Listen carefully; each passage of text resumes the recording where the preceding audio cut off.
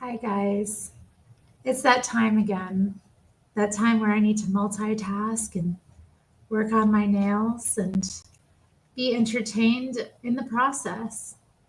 So, I'm inviting you all along on the adventure. Gonna get this polish off, and then it's kind of an interesting formula. I don't know how to describe it. Um,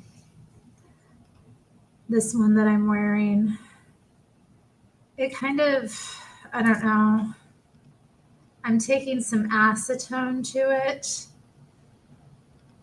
to try and get it off, but it's also, I don't know, it kind of peels off, but I don't like to peel too much because then it can be kind of, I don't know. You can damage your nails with peeling, so, but if I use a bit of acetone, it seems to come off. See, I have it over here. This is the brand, it's from Asia, Real Chic. They have all these, I've bought a number of their formulas and they're not all the same. This is another one I got. This one has a very different formula. But they have a lot of interesting colors and they're, inexpensive. So I'm like, oh, okay, let's try them. Anyway, I was going to play you guys a song for the beginning. Shout out to Bond. You are first. How's it going? Okay, I'm going to play a song. Yeah, I have one queued up. I think there was a couple of songs I wanted to play today. Feeling a bit, I don't know. I just saw that Frank went live and I watched the video and she played this song. I'm not going to share her video of it. I'll share like the album version.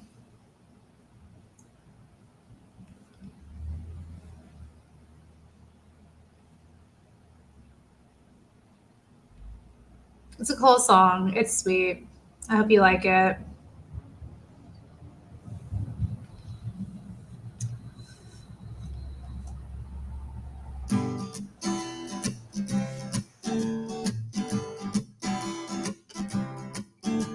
Recently, friends have been departing permanently, but not me. I plan to stick around, you see, 'cause I'm a life lover, that's me.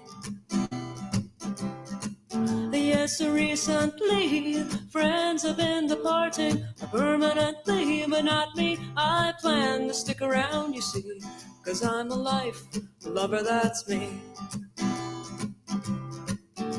Now all my parts work, my eyes and my nose, my hands, my fingers, my legs and my toes, and that makes me love life. Oh yes it does. I'm not gonna go away, I'm here to stay, because recently friends have been disappearing mysteriously, but not me. I plan to stick around, you see, 'cause I'm a life lover, that's me.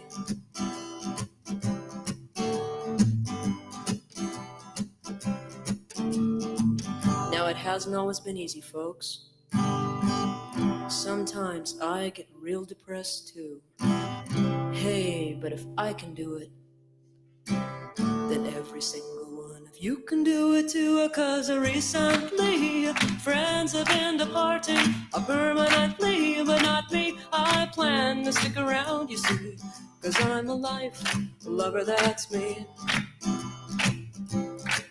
Yes, recently friends have been departing permanently, but not me. I plan to stick around, you see, 'cause I'm a life lover, that's me. I'm a life lover. I'm a life lover. I'm a life lover. I'm a life lover. Recently, friends have been departing permanently, but not me. I plan to stick around, you see, 'cause I'm a life lover, that's me. Oh yeah, I'm a life lover, that's me. I'm a life lover, that's me. Oh yeah, Frank's a life lover, that's me. stick around.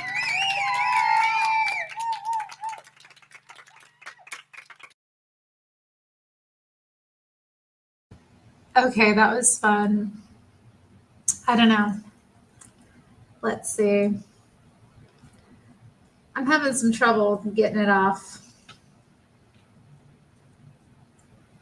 I'm wondering why exactly. I didn't put a top coat over it. Maybe that helps to kind of seal it and change the texture a bit. But yeah, I am finding it kind of difficult to get this off or to peel off. Anyway, just be diligent, and it's coming off. It's okay, guys. I can get it off. Do not worry. Okay, well, that was fun. Life lover. Okay, so I was out with Jamie last week, and we were at this little restaurant, like outdoor restaurant with some live music that started playing, which is always cool. I was like, oh, okay. And the guy that was on guitar singing to us, he started singing this Farron song. If anybody's watching knows about Farron, let me know, but I don't think you will unless you're in the know. Hey, Achilles, how are you doing? Farron is this Canadian folk singer. She is a lesbian, and she's been in that circuit for like a long time, like decades. I don't know when she started. I think in the 70s, but maybe sooner. I mean, many musicians start in childhood anyway, right? So she's a really incredible songwriter. Like, she has very interesting songs, but it was kind of weird to be out at the I don't know, like at this event and have like some guy on guitar singing one of her songs. It was like, oh, okay.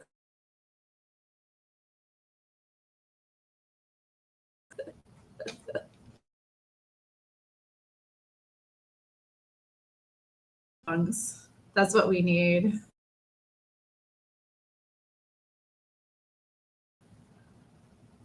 That's happening one day. Morrissey should cover her. Wouldn't that be amazing? Morrissey has covered some really interesting artists, but yeah, I would just like go crazy for that. Okay, that's enough. Kind of idol and idol go together. Idol and idol go together. So let's move on. I don't want to be talking about celebrity stuff, but I thought that was kind of interesting. But anyway. And then Frank came up. I hadn't seen her upload in a while, so I'm being visited by these like little lesbian ghosts from here to time. I don't know. I don't want to say that. But yeah, it is. It's quite interesting how things like become more mainstream and then they don't. There seems to be some like pendulum swing against pride that has been rather interesting to see. Has anybody else noticed that this month? It is June, which is the month of the Sacred Heart of Jesus, apparently. I'll have to look into what that means in church tradition and history, when that came about. The Sacred Heart of Jesus, but it's also known as Pride Month. And it's a time of like great gay activity and festivity and just it's it's called Pride, which is a really dangerous sin to commit.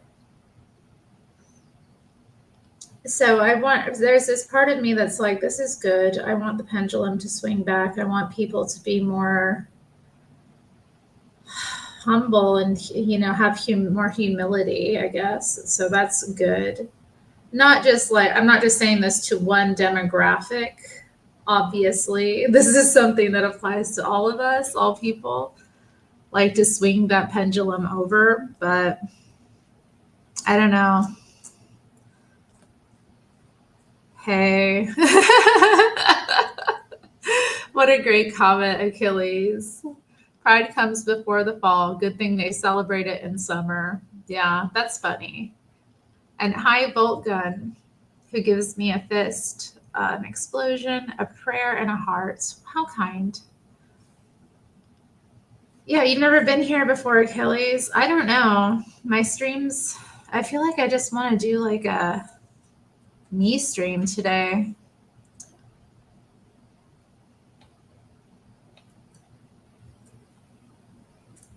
Just us talking and hanging out. I don't know. What do you guys think? Just vibe, just talk about what comes to my mind. I haven't done one of those in a while. But then there's things I probably have saved. I save things in my watch later that sometimes I want to share with y'all. So we'll see. If I feel pulled that way, we'll do it.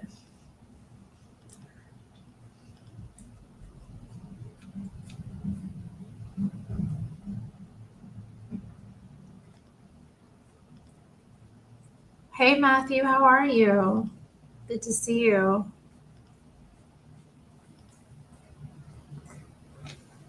Matthew. And Honey, hey, Honey, good to see you as well.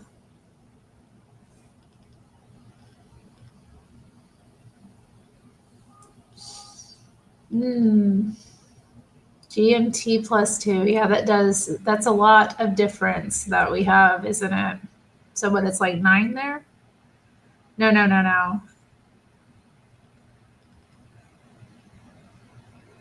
Maybe I'm right. You're sending me hugs? Heck yeah. Who couldn't use some hugs?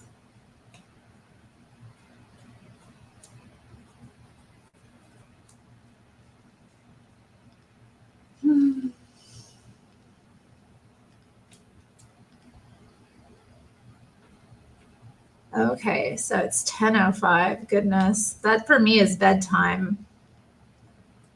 Well, yeah, I guess it is lucky because I think when I usually go live, you would be, in the dead of sleep.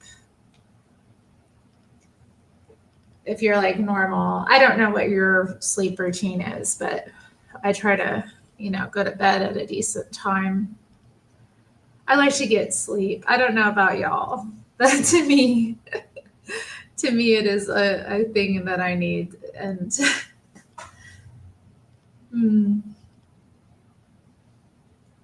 okay, well, I have one hand mostly free of paint. This is a process.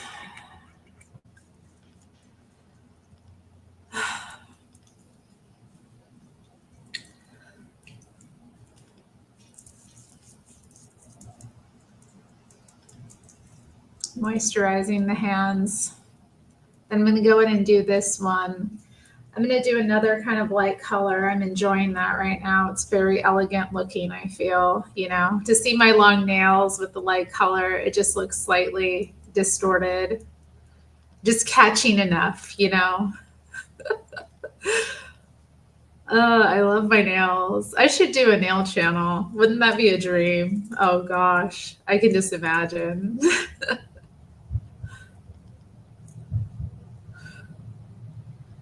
I love watching women's nail channels. It's one of the things that I just enjoy.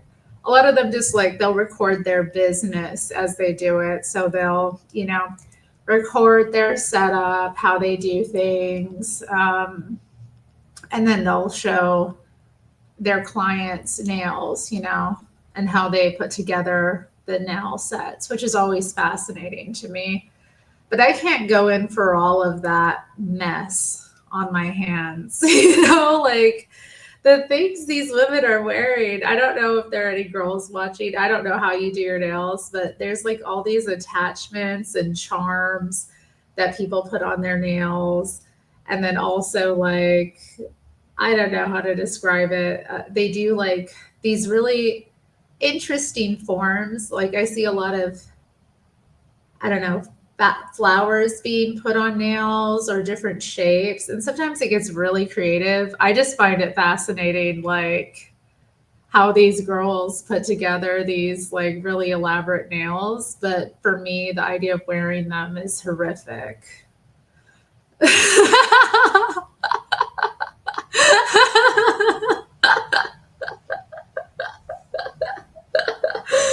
Oh man, that is so true, isn't it? Isn't it? There is so much truth to that. That is based. Arctic timber wolf.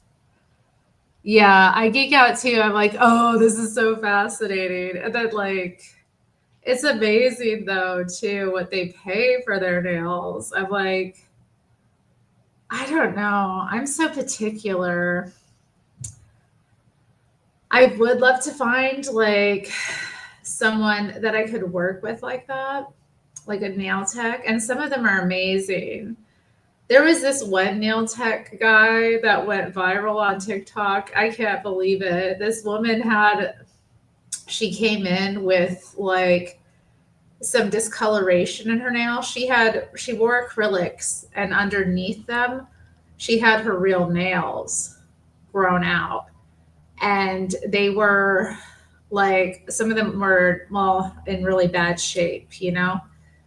And he noticed this right away, and he took all this like special care with her and like basically earned her trust over multiple months of like coming back and getting her nails done by him, that she let him finally cut her nails and like treat them properly, because she was really nervous about losing her nail growth. And then she'd also had this like accident she'd been in, and one of her fingers had been detached and had to be reattached. And I don't know, it was just really sweet. I was like, oh, caught up in the drama of it. And at the like culmination of like the story of getting her nails cut, when she finally let him cut her nails, like he didn't charge her for the service, but he got them like cleaned up and looking really amazing. So the passion to me is, I guess, what's exciting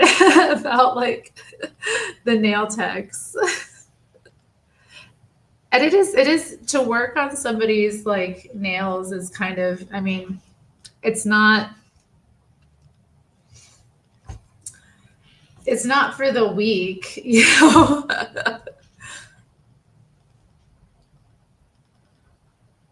I usually cut mine. I do have a rotary tool, but like I use that more minimally, or like when I'm shaping, I guess. I use those more for like shaping and cleaning up, like, or fixing parts of the nail. But like, you'll be back after the nails. The nails are the topic. Sorry, that's what we're here for. The topic will shift.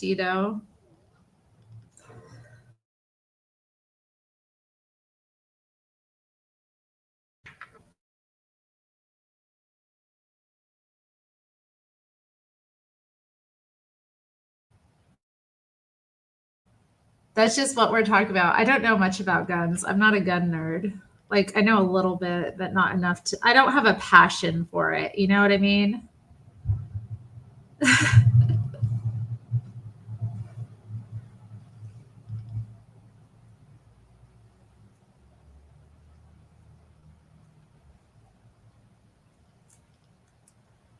Yeah, I gotta say, when I was a kid, I hated getting my nails cut. That was like I hated it. I remember like after getting, when I was little and my nails would get cut, my dad would cut them all short, and I'd be like, holding my like little fingers in tightly in a tight ball just to like make them feel better because it was so it wasn't a nice feeling to get your nails cut when you're little. I mean, now I'm used to it and I've been toughened up by life. But when you're little, it's like it can be really awful. But I don't know. My nails, I'm lucky that I have nails that grow so quickly,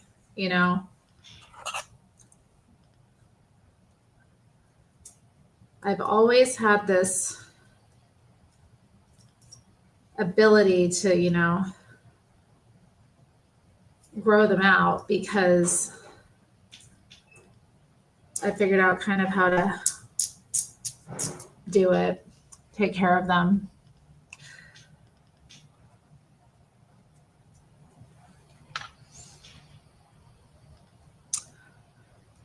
You have ridges on your fingernails going from tip back to cuticle. Is that normal? I don't think it is normal. It indicates there's some issue with the nail itself, or like it could be any number of things that would cause that, but it can sometimes be an indication of like some deficiency that you have. I've heard that your nails will ripple to show like certain vitamin deficiencies. So I don't know for sure, but I mean, I think it does indicate there is some issue with the nail. I don't know what it is though, so you're going to have to do some investigation and see what really kind of direction you want to figure out.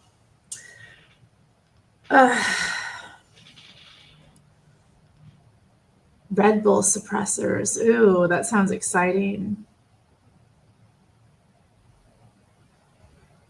The lengthwise faint lines.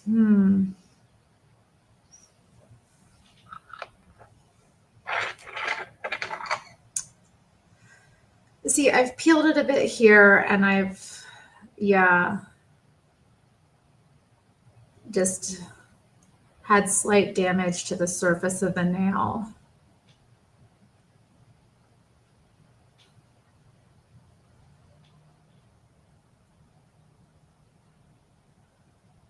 Perhaps I should soak them. Maybe that would make it a bit easier to remove it.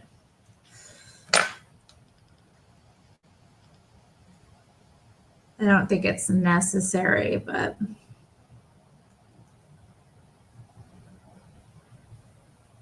and I don't want to be doing my nails all day. Like I do, there are other things I want to do today. It could be any number of things. I don't know for sure.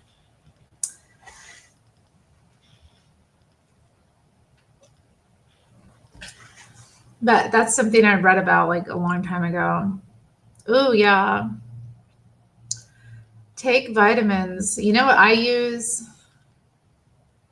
I'm putting in here little holy grail that keeps my hair and nails looking good.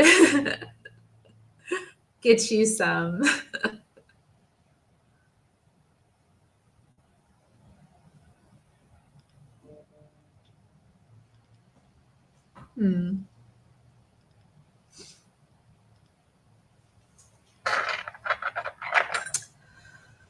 Well, what next? I'm out of topic ideas. Let me look at my watch later, huh? Let's see what I saved for us. I could also pull up Reddit. Oh, the anchor baby is live. Right. Oh, he's okay. It seems he's talking about that guy in the terror attack video. Those poor people, like that were set on fire. Oh my God. Like, it's awful. Like, why? Why? Just imagine. I mean, this is so, Oh, okay. Yeah. You know what? I do have some stuff. I do have some stuff here. let's get into it. Okay, I want to watch these videos. Come with me. Or you can watch Anchor Baby or whoever else is on, but like, I don't know because I have my grades going, but like the hair it came, it came in pretty strong after that. Like once I started taking it, I really just noticed intensity of the quickness of hair coming in. It came in a lot thicker and stronger as it was growing out. Like the hair down here is not the hair I've grown since being on it, like for a year and a half or so. So I would suggest it if you're into stuff like that. I also noticed I think it works well with my skin as well. I don't know for sure everything that it does, but I did notice that it enhanced like just the way I was, I don't know, the just level of vibrancy and I guess my new cell growth.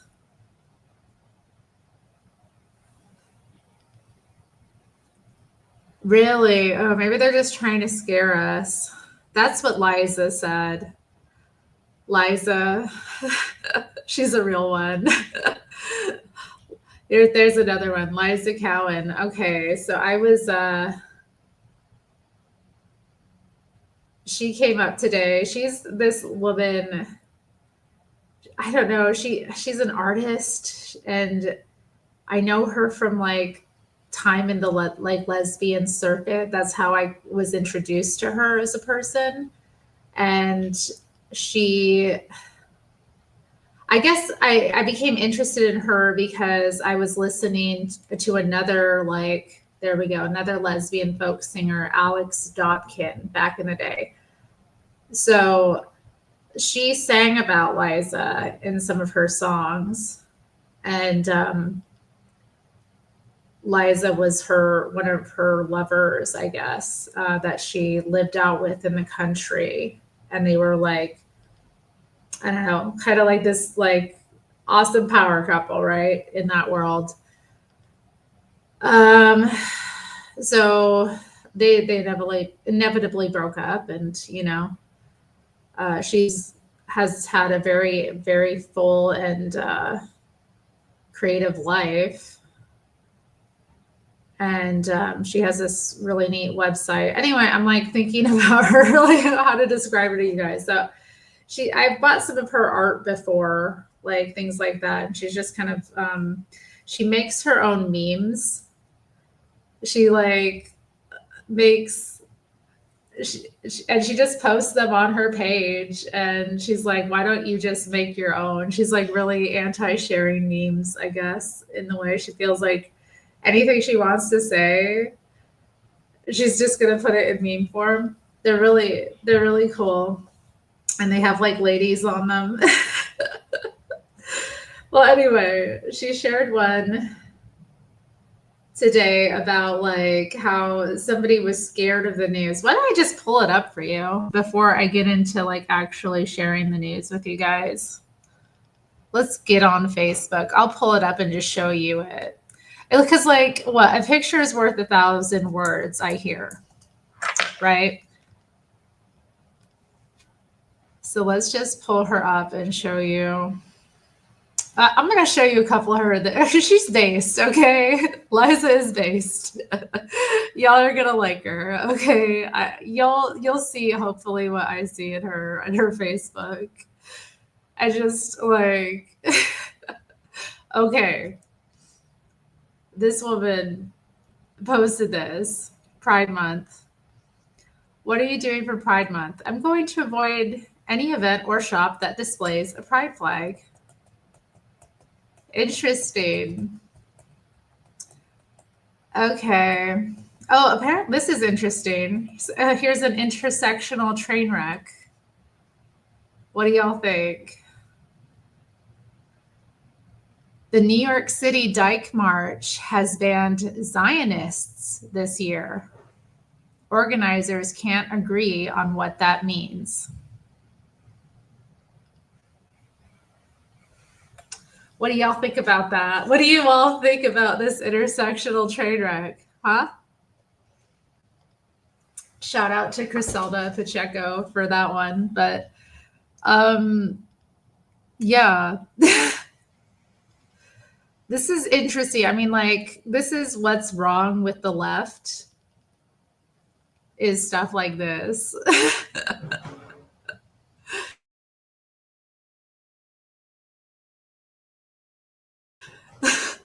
That's just how I see it. It's like there's no like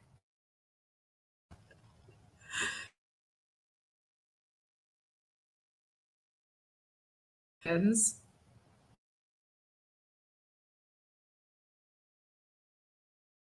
I mean, and also like I'm kind of not okay with it. Like, I mean, I kind of am okay. I'm okay with it in the fact that like I want this to just disintegrate, you know, into like the ground. You know, I want this. You know, monster to eat itself. I'm pro it in that sense. Yeah, I know.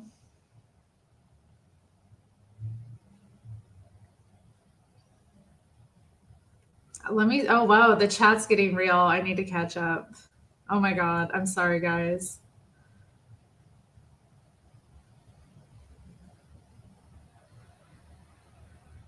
Whoa, dude, that is intense.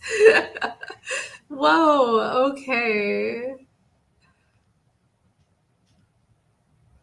And Matthew says, I agree. Whoa.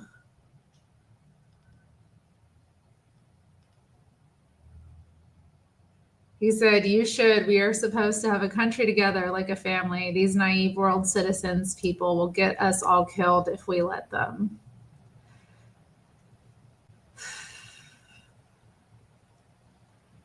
I think, like, yeah, people need to kind of wake up to the fact that this is kind of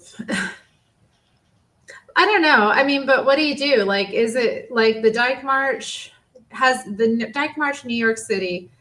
Has it been this amazing thing?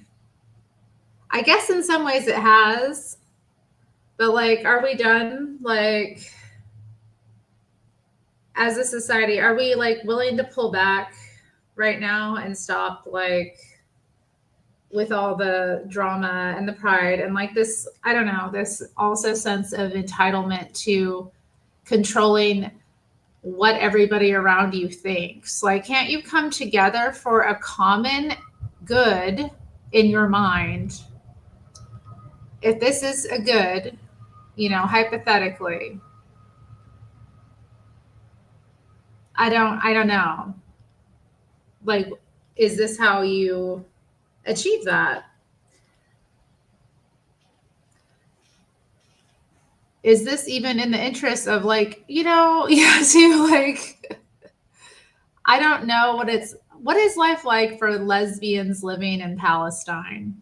Does anybody know? Can you hook me up with any like resources about, you know, how great life is as a lesbian in Palestine?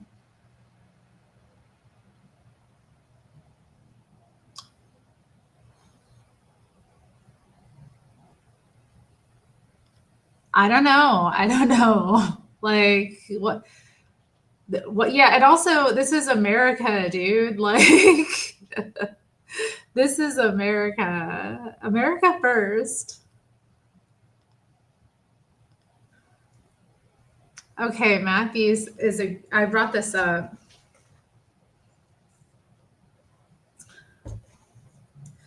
That's interesting. Maybe they realized they let that monster go on for too long and it's like destroyed the workforce in a lot of respects. It's demoralized the workforce. You know, quality people don't want to like make that front and center. in terms of like what they bring. I don't know. Maybe I'm wrong. This is all just, it's interesting. It's all about Palestine. Yeah, okay, yeah, let's virtue signal for that. I don't think Starbucks is going to get, away from doing business with Israel. I don't know. Well, I mean, from what I heard, I think Starbucks didn't go in Israel though. Like it didn't take off. Like not like it did in other places, which was a huge disappointment to Howard Schultz. But I don't know if that's changed,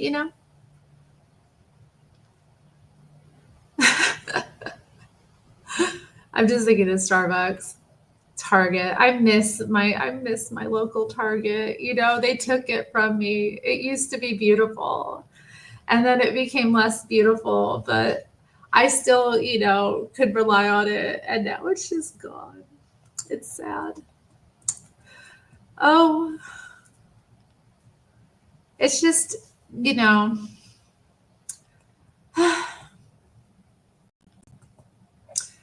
because we're just vibing. We're just vibing. That's why you got to stick around. You got to go through the like girly stuff with me to get to the meat. But you know what? I need to take a break too. From nails to lesbians to Palestine.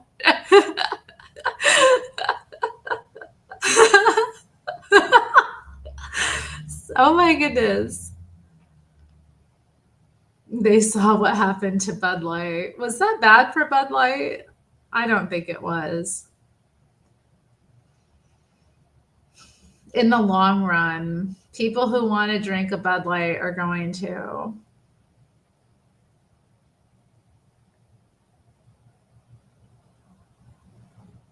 I do think, yeah, there has been a lot of backlash growing because people are like, they got gay fatigue or whatever.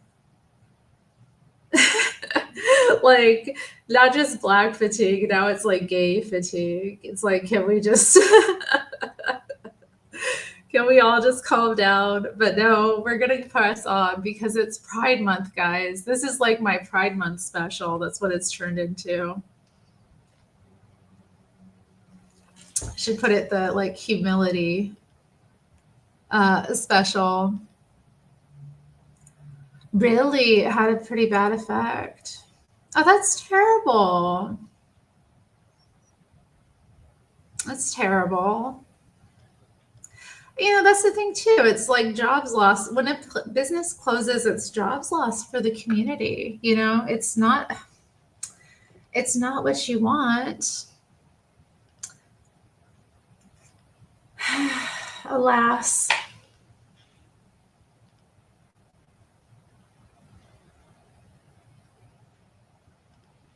Yeah, I think you're right. I haven't even showed you guys the sweet meme I was talking about earlier that Liza made. Look at me. We went off about the Dyke March. Well, good luck with your hell, ladies. Okay. Here it is. Here's the good stuff. This is what I wanted to show you guys. The news terrifies me. That's the intention. Turn it off. And then she has it bamboozle. And there's this cool old TV and like, what's happening? Let me see here. What's happening in this? Pull up the. Okay, yeah, there's like a hand punching into another hand that's up. And is there anything else in there? No. And I like how she has a copyright. She puts a copyright on it.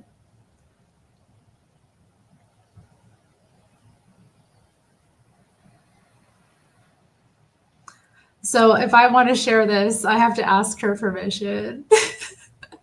Should I write a message to Liza, just be like, hi, I shared a little bit about your like Facebook on my YouTube. Is that okay with you? Like, it's all in love, like for real. But I just love her memes. It's so true. Like, Just the onslaught sometimes is really awful. It really hypes people up in a way that is not productive.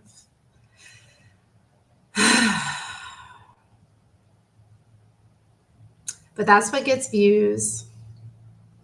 That's true. She has a website, Small Equals. She makes prints.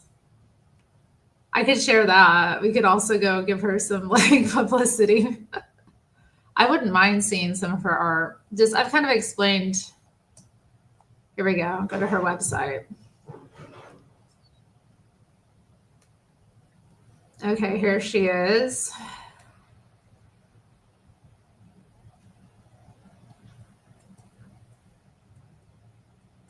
Okay. She's an artist. She's showing off one of her pieces that she makes. That's actually really cool. I didn't know she sold necklaces with the ball and chain. I like necklaces like that. She has some of her different productions. This was interesting. She's transphobic. So here we go, another like intersectional train wreck, the antagonism between the lesbians and the trans community. But yeah, let's look at some of her her series. She did this during lockdown, and it is her lighthearted look at the topic of clothing and sex roles, highlighting some issues that women found themselves facing even more than usual during the pandemic, having to do the bulk of the family and household chores even when both parents were working from home. This coincided neatly with an explosion of men claiming to be women. Whoa!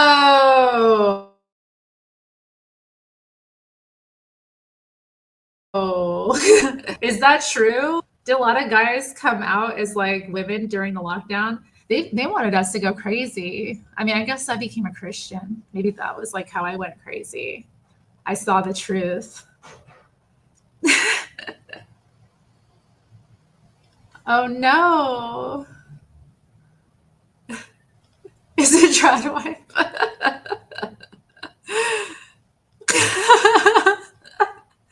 Pig Buck, Texas. Wow. Oh wow. Matthew says that the little town gas stations have great food. I have seen this to be true, although I have not been through Texas. It is a romantic place, though, isn't it? What's that movie? Was that Big? The one with like um, James Dean and Rock Hudson and like Elizabeth Taylor? Is it called Big? What's the name of that movie? You know, they're in Texas. Anybody know?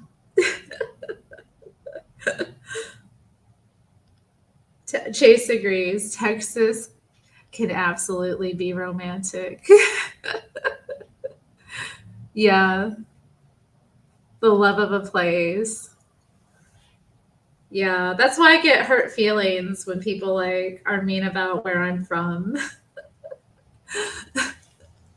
I'm like, oh, you don't know. You don't know how lovely it can be.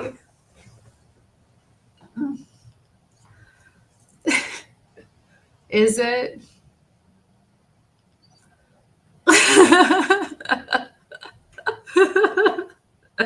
We're gonna get into it. This is her series. She's looking at that. So nobody really knows if, yeah, was there a rise in men claiming to be women in the pandemic? And is this related to like fights between men and women that were happening, you know, in the home at the time? I don't know. I imagine for like married couples where both partners are, you know, I say partners. I just imagine that it must have been really crazy to have two people who were used to like, ooh, having these separate kind of spheres from each other, going out and like working and then coming back together. That dynamic must have really tested a lot of people to just be totally stuck with one another.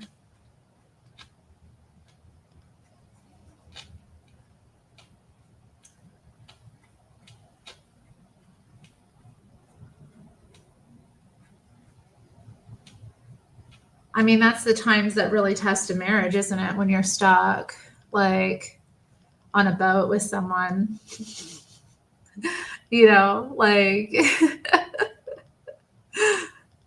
that's what it is. So like to see like the way that like rocked so many relationships, I can't even imagine.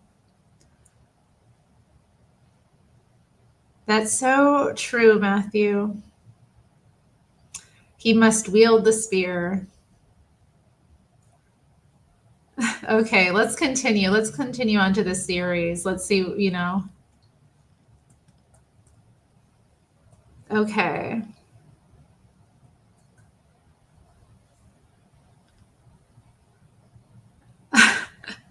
I want to wear ladies' clothes. Empty the diaper pail. I want to wear ladies' clothes. The children need their baths. I want to wear ladies' clothes. Clean the bathroom. I want to wear ladies' clothes. Clean the bathroom. I want to wear ladies' clothes. Defrost the refrigerator. I don't know. I feel this is kind of degrading because, like, a lot of this is stuff that I would expect a man to do. Like, am I wrong?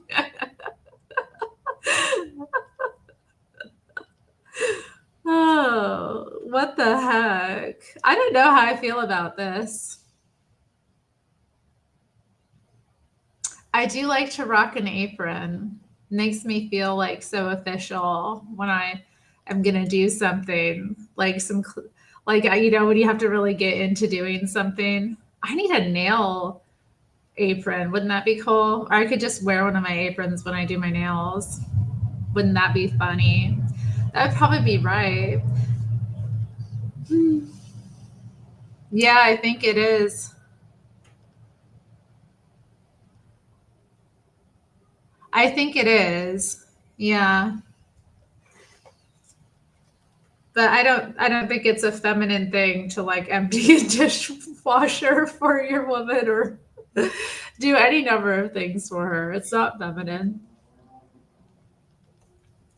In many cases, like you know, he needs to be doing the physical stuff like that. That's I don't know. Like some of these tubs in these houses are really hard to, you know, a lady needs a man to help her.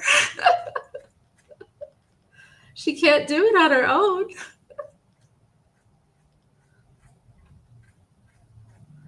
But it also speaks of like, I don't know. There's something to it where I remember when I was all angry about the trans thing back in the day, you know, when I was like, you know, trans is enemy number one in my like screwed up mind. Um, I do remember being like always kind of like offended by these men and like being like, you know, until you are a woman, like like or you know it's like you or like just being indignant about like oh a man can't really understand what it's like to be a woman, you know, and the expectations put on you and like the pressures of womanhood and also the responsibilities of womanhood, you know. I don't think that's something that anyone even brings into the equation anymore because like I don't know, there's an infantilization of men and women in this culture that's like been really destructive, where people just don't ever like mature. And I'm not like, I'm saying this, to myself as well. Like,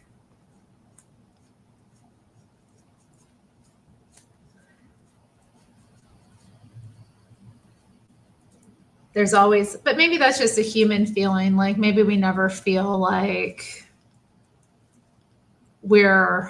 maybe it's good. Maybe we should always feel like we're always growing into what we're supposed to be. Yeah, I mean, let's not read too much into it. I don't know what the artist's intention. I think part of it is just a dig at like men who have the audacity to, want to take on womanhood. And to women who want to take on manhood too. I don't know. I like, what is a woman's clothes? I mean, yeah, she's also using this like image of like a man from history, who no doubt was like in many ways very, very masculine. The outfit itself like was of a certain class in a certain time, but it's historical. We see that this is how like great men of history were adorned in many cases. So like not at all. It can be fun too. When you get into a groove with it and you get it all perfect. Yeah. I should vacuum the floor. There's a little spot. I was noticing some dust bunnies today and I was like, I don't like this. I need to get these dust bunnies taken care of.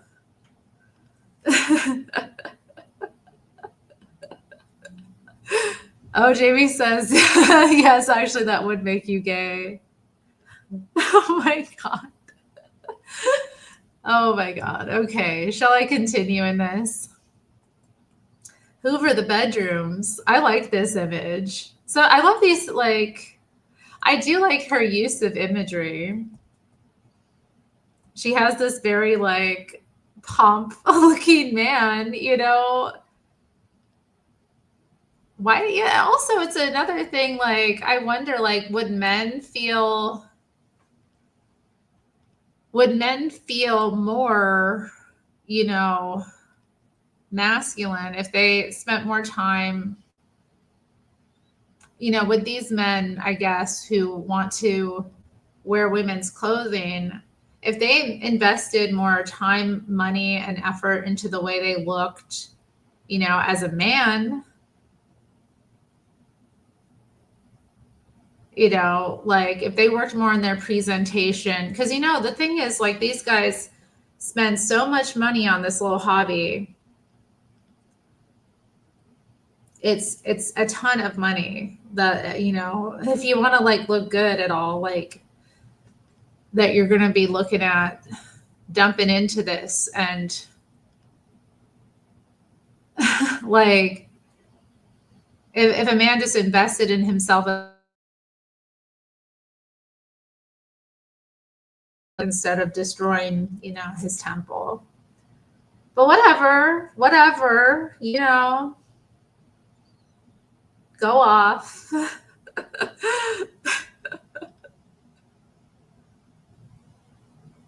Yeah, I know, like they I know. Like, yeah,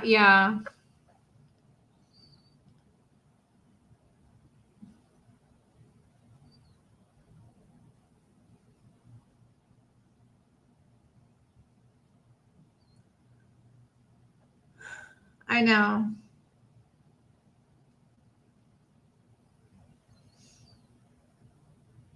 I know. And that's why we love them and we have compassion for them and we, try to bear with them. Because the same demon of like ego that's in them could be in all of us.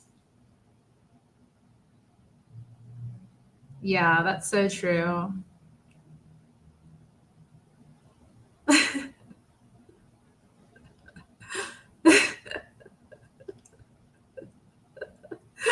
So true. Okay. Well, y'all are still here. Make and freeze this week's dinners. Remember to finish the dishes after you fold the laundry. Oh, dang, that's a lot. I don't know if I'm going to get that much done today. Fold the laundry? Oh, God.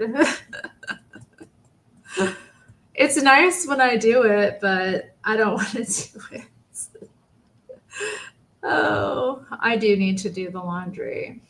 All this is just making me feel like I gotta go vacuum that. Oh, I gotta go clean that up. Like, oh, I gotta go tend to that area. Like, God.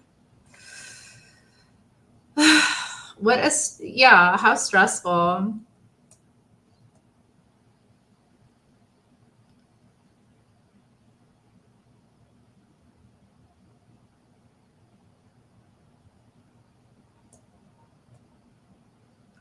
I know some of these guys are into that stuff, but whatever. It's a real test, though. Anyway, let's stop sharing that. Oh.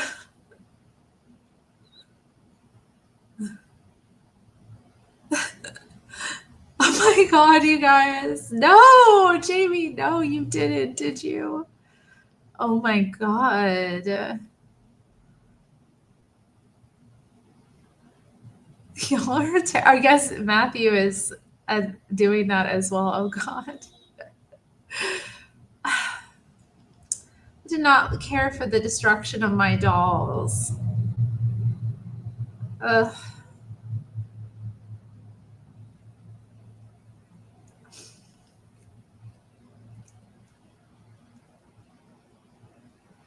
Okay, let's go to the watch later. I've got a couple things. Oh, dang. I clicked on his page instead of his video. Okay. Yeah, Portland, Oregon, homeless. The story of Abel Nister charged with murder. I don't know. Let's see. The judge today described Abel Nister's behavior as cruel, and then he sentenced Nister to 6 months in jail. I don't think even at this late date in this case, your client has actually taken responsibility and shown any remorse for his action, true remorse. Multnomah County prosecutors say that 20-year-old Abel Nister should absolutely have to spend time behind bars for the brutal killing of his family's Rottweiler. The only way you can emphasize to him that this behavior needs to be modified in the future is by keeping him in custody for the 6 months. The dog was named Leo. Investigators say that back in April, Nister vowed he was going to kill Leo. He abandoned the dog in the middle of the street. Eventually, Leo was returned to his family. That's when things became even more disturbing. Nister used a hammer, knife, and shovel to kill the dog. Search and rescuers found the remains buried the next day. When he was arrested, Nister said, "I killed the dog in the cruelest way possible, and I kind of liked it." Nister has pled guilty to 2 counts of first-degree aggravated animal abuse and 1 count each of first-degree theft and animal abandonment. I checked with the Animal Legal Defense Fund, a national nonprofit that works to improve the rights of animals in the legal system. Last year, they ranked Oregon as a top-tier state when it comes to animal laws. Out of 50 states, Oregon is the 3rd best. The reason, according to the group, the state has increased penalties for repeat offenders. Judges can take away abused animals. The Humane Society has an enforcement division. The state can also restrict ownership of animals after a conviction and order acknowledge this and say, yeah, imagine it was your dog, how you would feel.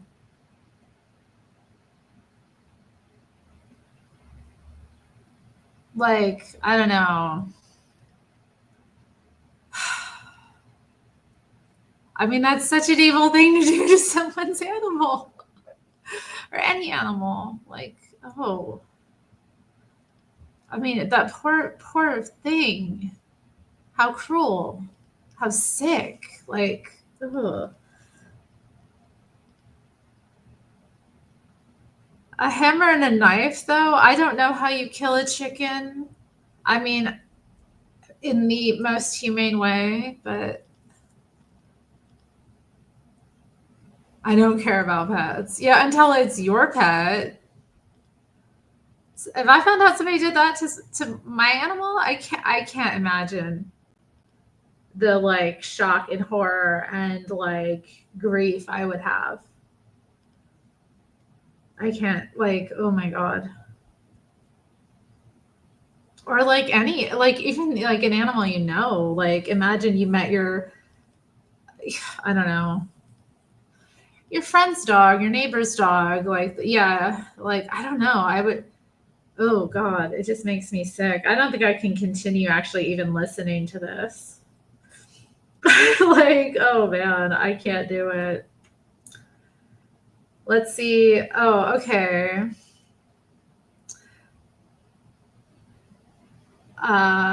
Queen Juliana. Let me show you her. She's something else. This lady. Good evening, Otherworldlies. This is Queen Juliana, your Dark Mask Diva. All right, so the topic for this content is, should you be with somebody if you are not their type? All right, so this Should is you be with somebody if mainly you geared are not toward their the female type? audience. What do you guys think? Guys, you may get something out of this content as well, but this is mainly for women. So if you're some kind of red pill guy or whatever, just save it. Yeah, Okay, that's you I don't guys. need to Don't hear you you give doing her no any grief. comments. I will be so dismayed But if I'm you going to say give some her grief. things that are, probably a little bit uncomfortable, but these are my opinions, okay? And they are just my opinions. I feel like if you're a woman and you're not a guy's dream girl, and that varies from man to man, okay, and for different reasons, okay, because everybody has different taste. I think if you're not his dream girl, I don't think you should be with him, okay, because men pick women for different reasons, okay. Um, Men pick women for reasons they want to be with you for different reasons, okay. So some of the reasons are not very nice. Like, okay, imagine you pull into the local smoke shop and this cutie is there behind the counter. What are you doing?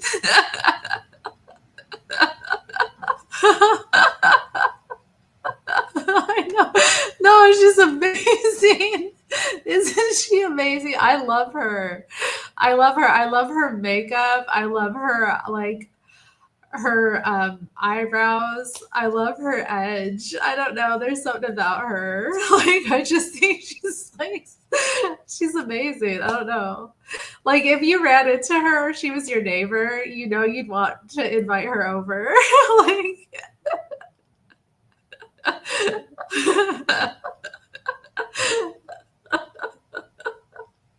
she's cute though. She's just, I don't know, something about her. Let's continue. Let's hear what her opinion is. This is our diva, okay? Let us continue. Some of the reasons are for convenience. Now, women pick men for convenience too. I mean, it's not like, ooh, men are all men are bad and women are good. That's that's not this kind of show, okay? So I'm just saying, women, you should make sure you're his type, because if you're not, he may be with you for the wrong reasons. Okay, so like, too long didn't read. I'm just going to cut to the chase with this, okay? So there are different reasons he may be with you, and he's not his heart's not 100% in it, all right? One reason, okay? You may have put in years with this guy, all right? Um, you may have been the person pushing the relationship, all right? It may be that you may like him more than he likes you, okay? You may be pushing the relationship. You may be the force behind the relationship. You may be the one maybe issuing an ultimatum. You may be the one saying, what are we? We need a title. Okay, we need to call this a relationship. We need to quit dating, and we need to call ourselves girlfriend and boyfriend. Okay, well,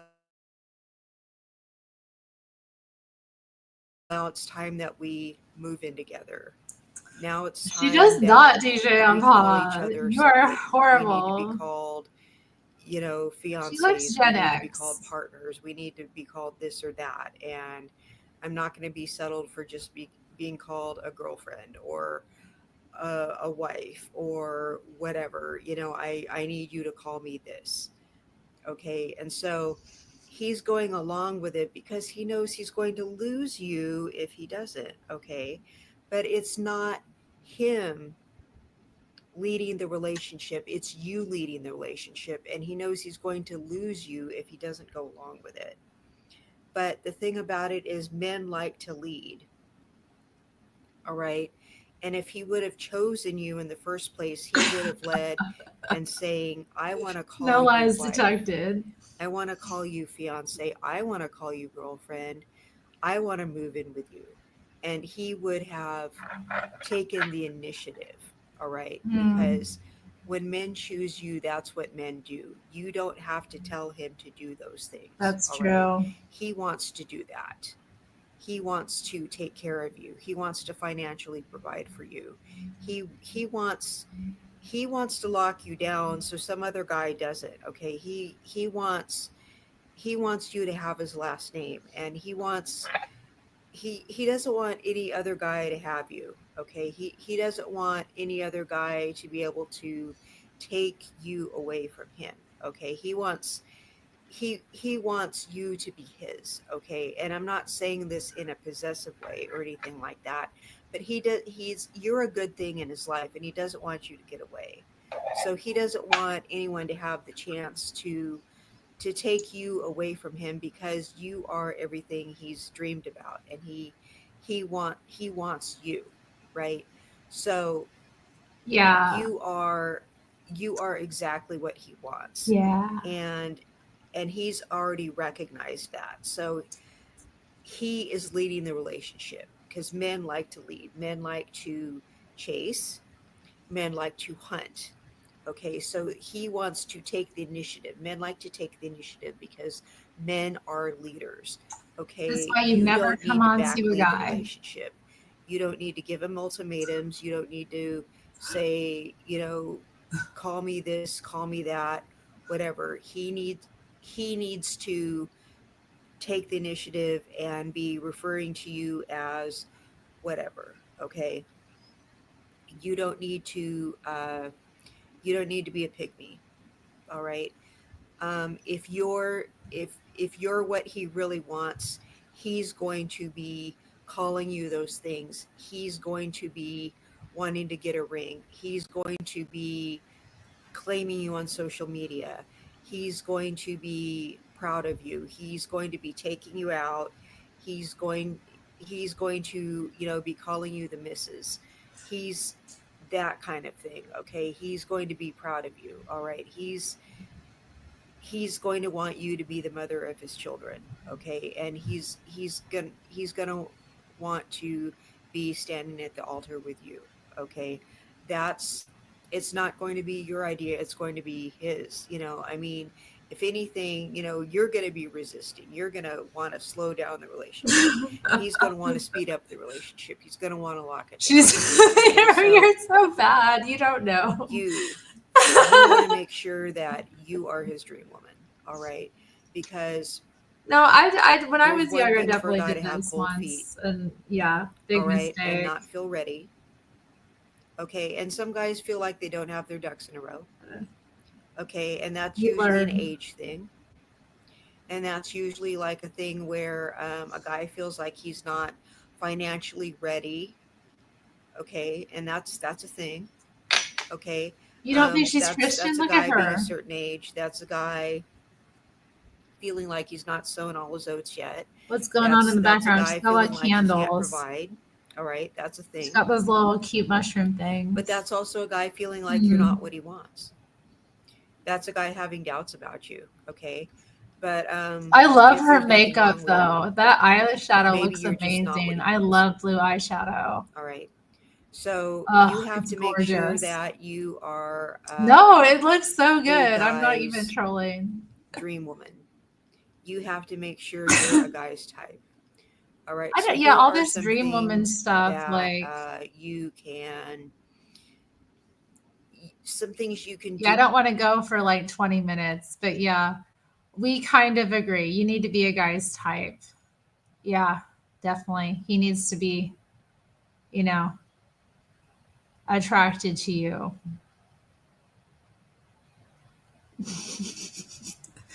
Is there anything? Oh, okay, this was interesting. Let's see. Oh yeah, I have this Portland, Oregon. What's it really like now? Let's find out. Let's find out. What's it really like now? Ooh, the Lutheran Church. Nice.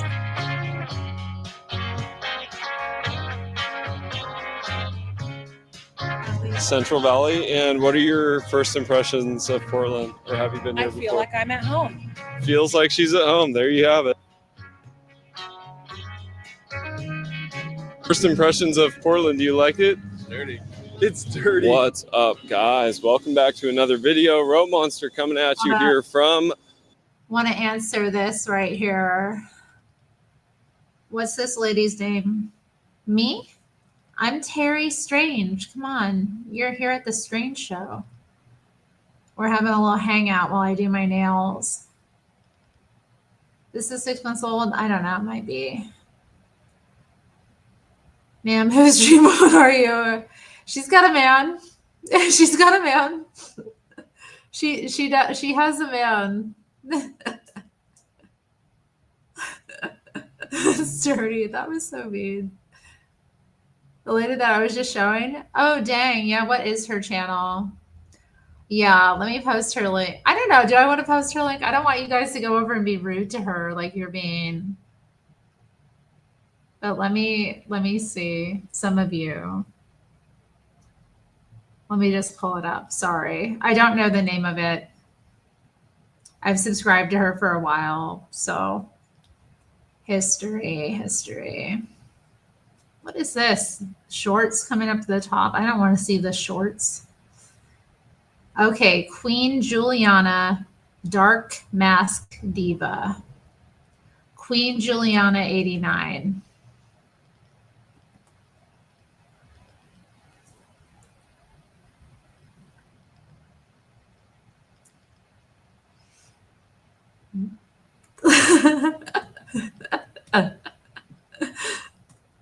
I don't know. I think she's great. I'm like looking at her. Okay. Dark Mask Diva, Queen Juliana. You don't think she's a queen? She seems like a bit of a queen to me. I don't know. I'm not like... She just seems like somebody that you would... Everybody would know, you know? She calls herself queen and she's white. Oh my goodness. White people do that. Stop. Oh my God. Okay, come on. Back into, you know, how is Portland? What's it really like? Portland, Oregon. I'm down here at the park blocks right now. And the question we're going to answer today, is it still as bad? We're going to hear from some of the local folks who live here. We're going to compare Portland now to back how it was in 2020, 2021. And let's see if we're making some progress. So we're going to check out the park blocks here, which are looking just beautiful with the fall colors, by the way. I'm loving this. Then we're going to go down to Pioneer Square, which this whole area was kind of a cesspool, just notoriously dirty, full of tents, drugs. We're going to see how it's looking now. Pioneer Square, and then we're going to drive over to the Pearl District and see how that's looking, and also look at some real estate prices and compare with places like San Francisco. The cost of living, the houses, just a quick glimpse at the housing market down in the Pearl. And then if we have time, we'll head up to the West Hills where some of the wealthy folks live and see how things are looking up there. All right, guys, let's check it out. Hey, how you doing? All right, guys. So right off the bat, things are looking quite a bit cleaner.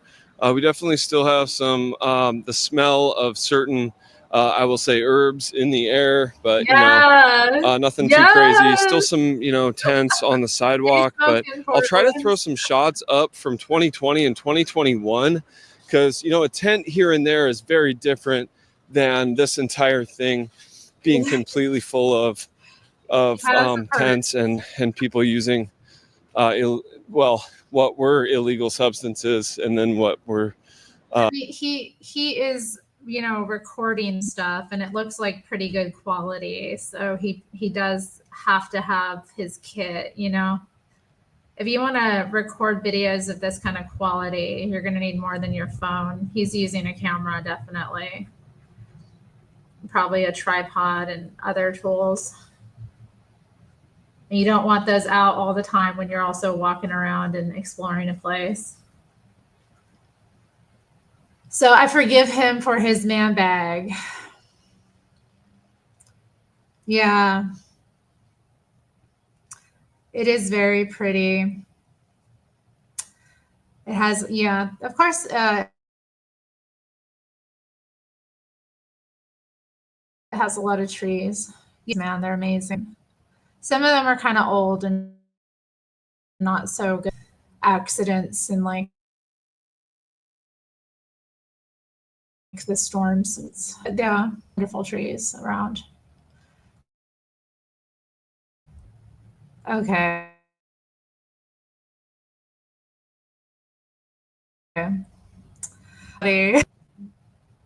Acted like he's never smoked pot in the park blocks. What are you talking about? As if, dude. It was probably him. Decriminalized substances. So this is looking promising so far. I will be interviewing people along the way and seeing what their thoughts are.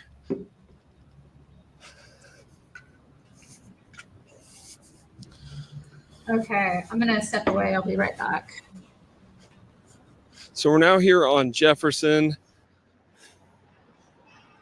and Park, enjoying these fall colors, trying not to get hit by Teslas. That's a very Portland shot right there. Got the high rise and the Tesla. All right, let's press on. So really getting a peaceful vibe down here so far. There was definitely a time where I would not necessarily be all that comfortable walking around down here with a gimbal and a mic, but feeling pretty good about things so far, guys. Let me know in the comments what your experience is with Portland, or if you're thinking about moving here. If you have any questions I can answer for you, I would be happy to do that. And thank you guys, by the way, for stopping in today. The channel just about hit 2,500 subscribers, so still a small channel, but growing. And I wanted to thank all of you who have subscribed and supported the channel thus far. And welcome those of you new to the channel. Thanks for stopping in. Just some beautiful architecture though that we have here. And what I'm seeing is way less trash on the streets. There's fresh construction happening. There's a sense of renewal and vibrance actually here. A lot of folks left in 2020, 2021. They've had enough. There was this kind of exodus.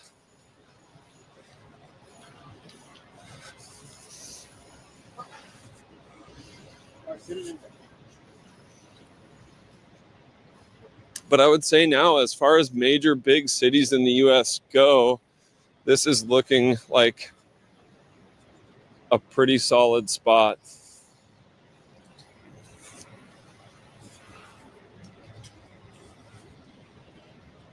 All right, and real quick, guys, I'm going to share an interview I just did with a young man who's lived here since before 2020. Can I ask you a quick question? All right, man. So is Portland better now than it was in 2020, 2021? Is it getting better? I'd say it's definitely a lot better. Yeah. Like it was pretty rough for a while back then, but I think like the media definitely made it out a lot more than a lot worse than it really was. So I'd say it's a lot better now. Like, it's like a city compared to any other city. It's really not too bad. Awesome, man. Thanks. Yeah, that's definitely part of why I'm trying to do this like boots on the ground video, trying to actually show, because it seemed like the news definitely overblew it. I had people from like friends from Arizona being like, "Oh my God, are you okay? The whole city's on fire." I was like, "No, that's like one dumpster." But oh yeah. No, Instagram, dude. The comments I see about Portland on Instagram is wild. Like people are like, "You can't pay me to live there." Like it's really not that bad. I don't know. Like I compare it to any other city. All right, guys. So that was super interesting from that young man. He just rolled up on one of those electric scooters, and I was like, "Hey, you look like you've been in Portland a while." So glad to hear from him. Because it's really easy to have bias, and it's really important to get opinions of folks who have been here nonstop. I come and go. I haven't lived here full time for quite some time, but I am from here, so I'm always trying to. I'm always rooting for Portland. Let's just say that. All right, so lots going on here, guys. It is Saturday, so we've got this cool market going on. That's fun. A lot of handmade stuff here, it looks like. Let's check this out real quick. And this is Yamhill, so we're just getting down to Pioneer Courthouse Square. People have their Starbucks, of course. And they already have the holiday cups, the Christmas cups. It's hard to believe, or the holiday cups, I should say. It's only like November 9th. Seems a little premature, but okay, Starbucks.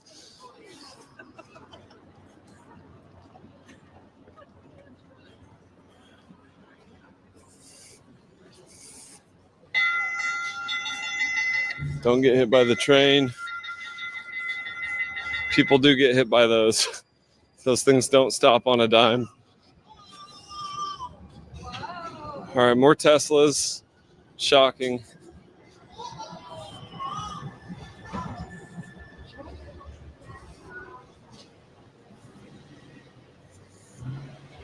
All right, so I just filmed a video here last May, guys, titled 5 Reasons I Left Portland.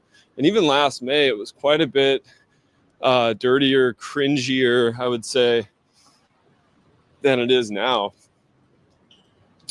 I'm not really thinking about moving back. I'm actually going back to the land of palm trees and sunshine here pretty soon. So this will be my last video for a while in Portland.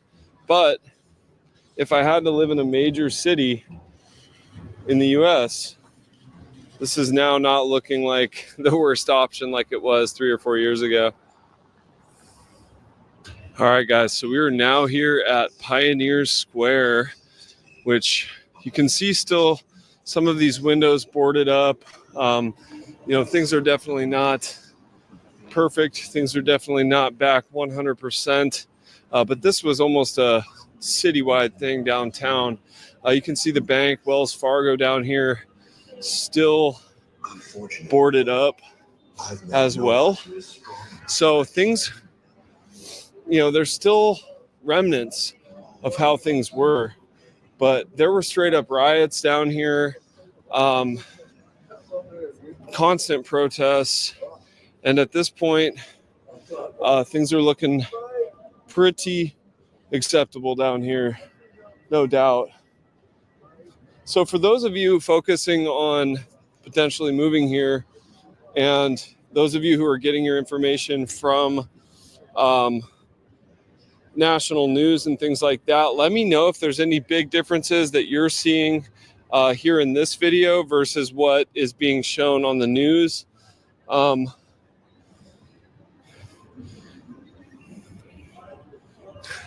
Hey.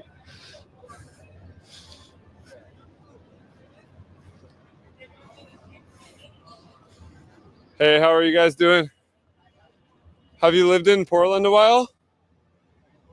You're new? What's that? Vancouver? Oh, okay. Can I ask you guys, is Portland looking better now than it was, say, 4 or 5 years ago? 2020, 2021? Yeah, most likely. Doing better? Okay, awesome. You guys got some, what are you thinking? She's new. Oh, she's Yeah. new? First impressions? Yeah. Pretty solid? Yeah. Okay, thank you guys. Yeah. Oh, I thought that was his middle finger at first. Okay, I had to come verify that. I was like, what did I do? All right, so we're going to wrap up this part here at Pioneer Square. I'm going to walk one more block down and kind of see how things are looking. The Pioneer Courthouse, for example, this was definitely an area with a lot going on, I'll say. A lot of protests, some violence, some riots. So I'm definitely trying to see how things are looking with my own eyes. Because when I ask people who still live here, there's a lot of emotion involved. You're not always going to get, like I said, there's going to be some bias. You're not always going to get the full truth as you would with your own eyes. So yeah, Pioneer Courthouse looks open. Like there's no, plywood on the windows or anything at all like that.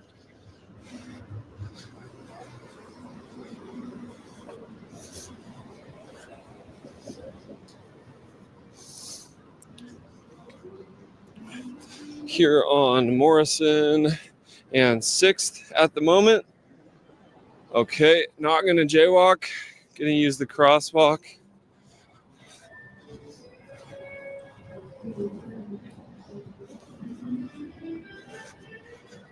Ooh, I hear some live music down there. Sounds good. So this is the Meyer and Frank building. Meyer and Frank used to be one of the big department stores in Portland, and it is boarded up for the most part still to this day. We've got the Nines, some of the iconic hotels here in Portland, and of course Pioneer Place, the mall down here I want to show real quickly.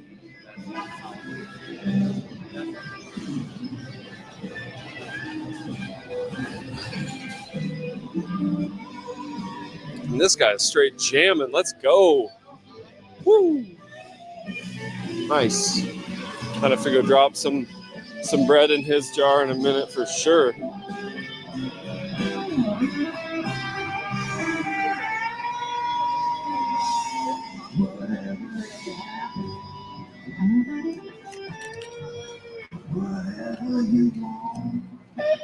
So you can see Pioneer Place here.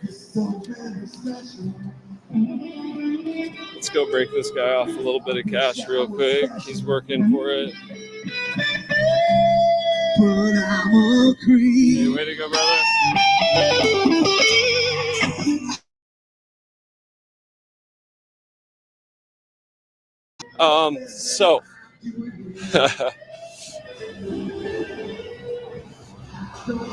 So Pioneer Place still looking well protected with the plywood. So you can see, guys, this was definitely a spot that was turbulent, and they're still using caution.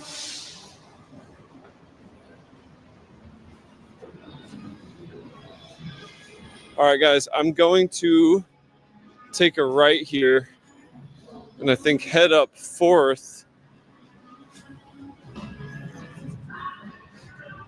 back to the south and give you another little bit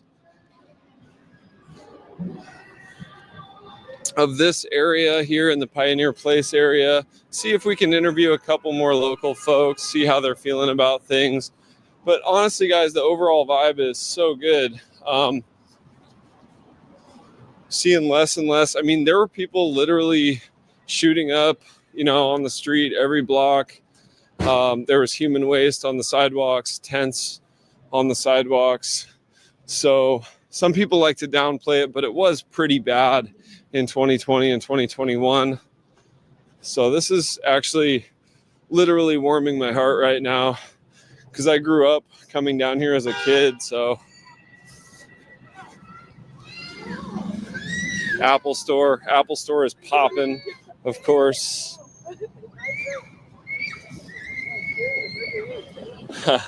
What's that guy got going on? Yeah, there was definitely a time where the Louis Vuitton and like the Apple Store here, like we're seeing, would have been with some type of protection on the windows and extra security in the front. So definitely looking like we're back in times of peace, which is so good. Everybody loves peace, right?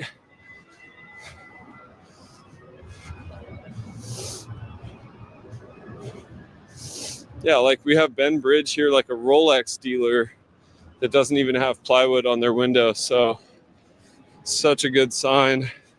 This guy's got the full, yeah, I don't know what he's doing. He's having fun, I guess. So yeah, we can see, one of the higher end jewelers here, not worried, not concerned. Like one very concentrated area. So here we can see the other side of Pioneer Courthouse, also not boarded up. So that's a really good sign. Definitely good to see that. And we're coming up on one of my favorite sandwich places too. I want to see how they're doing. It looks, I can smell it. Potbelly Sandwich Shop. I can already smell it. Yeah, Potbelly's. Ben & Jerry's ice cream. Ben & Jerry's holding it down. You can tell all this walking is making the rope monster hungry. Okay, I might have to come back here and get one of these for sure. Okay, back on 6th. Okay. You can see, guys, more cautionary plywood still on the windows here at 6th at Yamhill. Some of these buildings are taking no chances. Maybe for insurance reasons more than anything. So, Cocoa Donuts, we're still open. Okay. They're never open when I want to go. I may go there, down though. by Voodoo Donuts, guys, if I have time. I think I'll try that. Voodoo Donuts is just such an iconic spot. I just want to say Cocoa Donuts. Their donuts are heavenly. They are like, just, I don't know. I've never had a bad donut from them. Yeah. There are so many boarded up windows. I know. It's depressing. I mean, when you think about this place and its height, when all this stuff was built up, I mean, it was crazy. I think about like the difference in terms of the local economy when I moved here versus today. And it's just, it's crazy. It's crazy to remember just how busy everything was, the bustle of it all.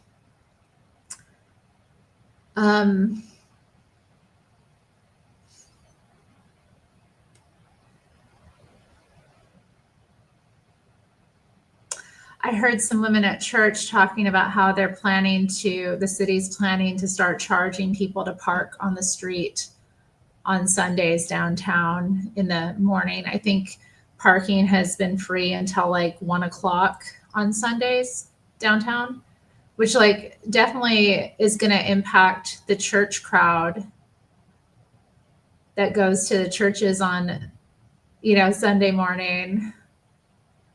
Not everybody can get into some of these like parking lots. Like I don't want to say most churches downtown, but a number of them have like substantial parking lots to accommodate, their parishioners. Because can you imagine them trying to park on the streets? It would be chaos. So, and it's a form of income for a lot of the churches, at least the ones that are open, on off church hours. So I don't know. It's just, it's kind of interesting to think like, how's that going to impact like church attendance? Because a lot of people go, they come into this area for that.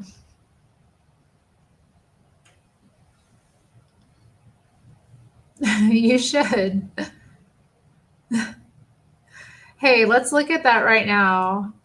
Anybody in the chat, are there any companies we should invest in that make bulletproof glass? Let me know.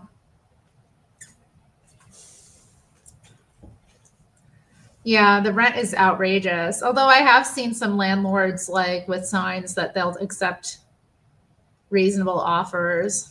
So I know some of them like, you know, they want to have tenants, but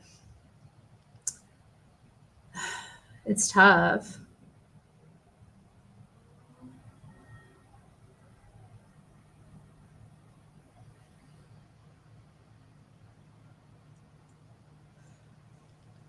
I haven't been to New York since the pandemic, so I don't know how it's changed. I'm sure it's tough.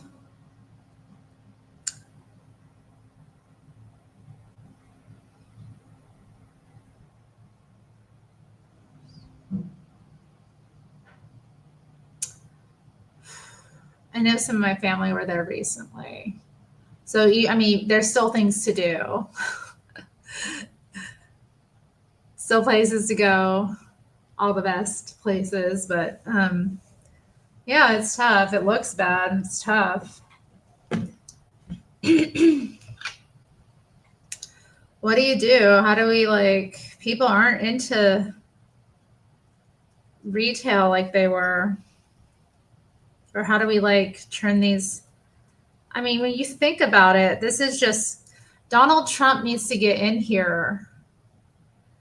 We need a mayor, we need a governor in the state of Oregon that can work with Donald Trump and cut us a deal. We need Trump to invest in this real estate.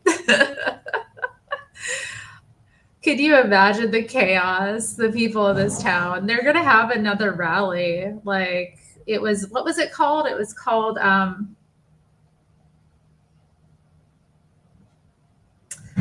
Butcher the Bill or something. But yeah, I saw there's going to be like a rally here on June 8th. That's going to be like people protesting Trump's big, beautiful bill. So I don't know what they're upset about, but they're mad and they're going to say something. So yeah, just imagine Trump. I can just imagine the impact that would have, like the number of people who are unhinged that would like try to attack his property. Like, what is wrong with people here?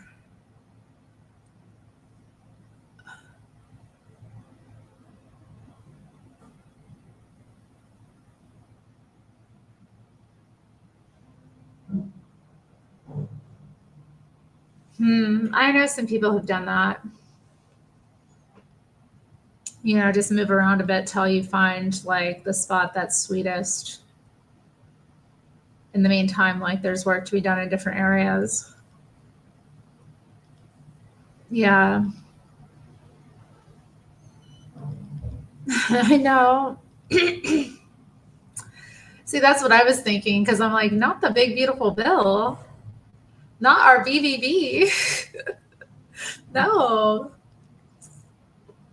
How do y'all feel about the big, beautiful bill? Let me know. Okay, let me continue. These are so fun watching people walk around and like explore. But also right off of Burnside.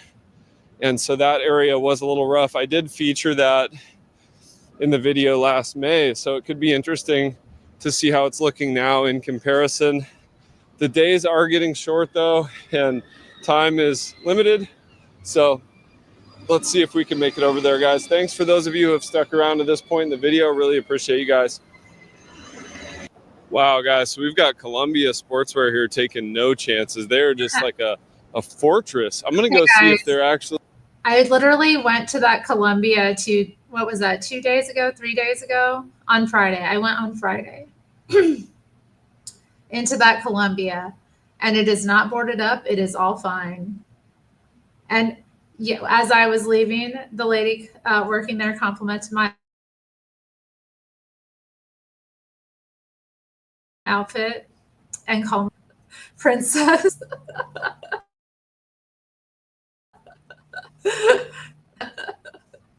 And I didn't feel great about how I looked either. I felt like but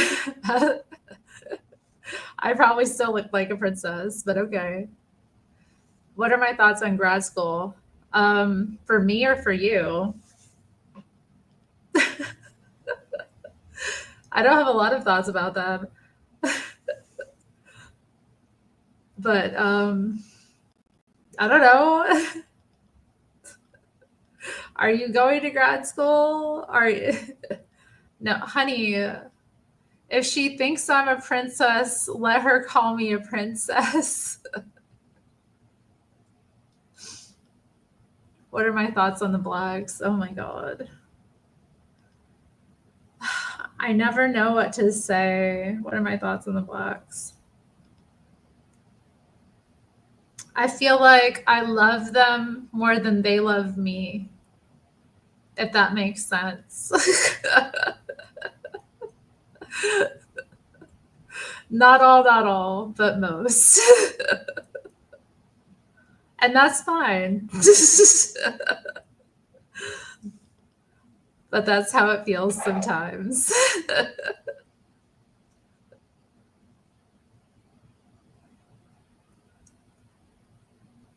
Really still in business and open? I think they are. Let's take a look.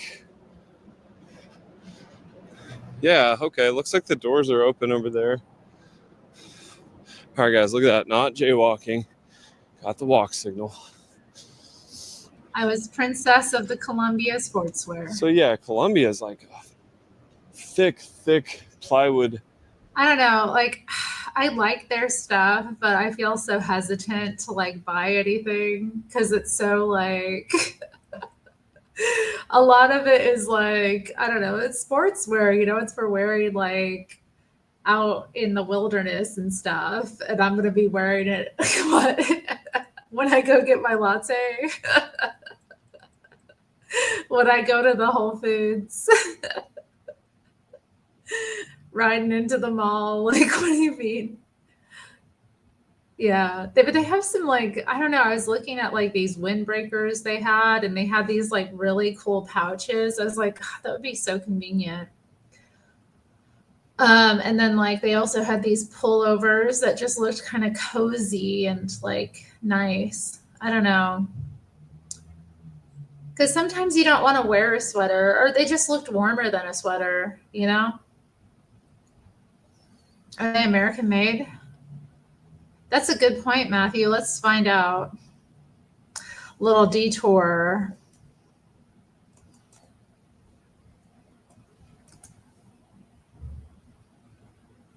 Let's see if their website says anything.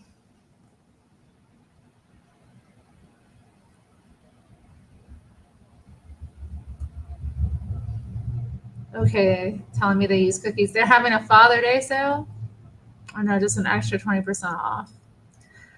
I'd rather go in and shop. Oh, okay. Shop for dads. Get your dad some Columbia. Okay. I'm on their website here. Let me pull it up. They have dresses at Columbia, like sports dresses. But yeah, let's find out.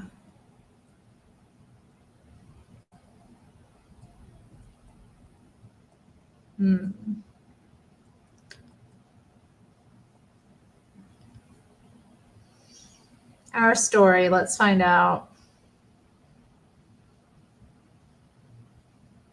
From a local hat company to a global leader in the outdoor industry, we've been busy helping adventurers take on whatever Mother Nature throws your way for more than 85 years.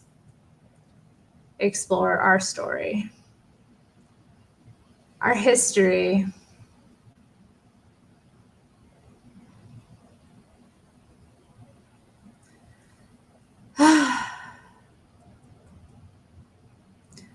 Okay, this is from Tim Boyle, president of Columbia Sportswear. But mother, I said, you're looking at a 19-pound Atlantic salmon that's taken the better part of an hour to land on a 6-weight fly rod, no less. but the flies in the back's fully vented as well. Okay. I don't know anything about fishing.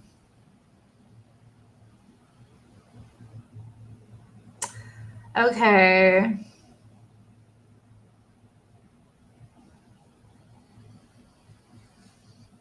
Something about a thing called the bugaboot.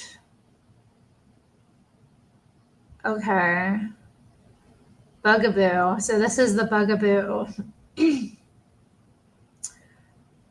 Okay.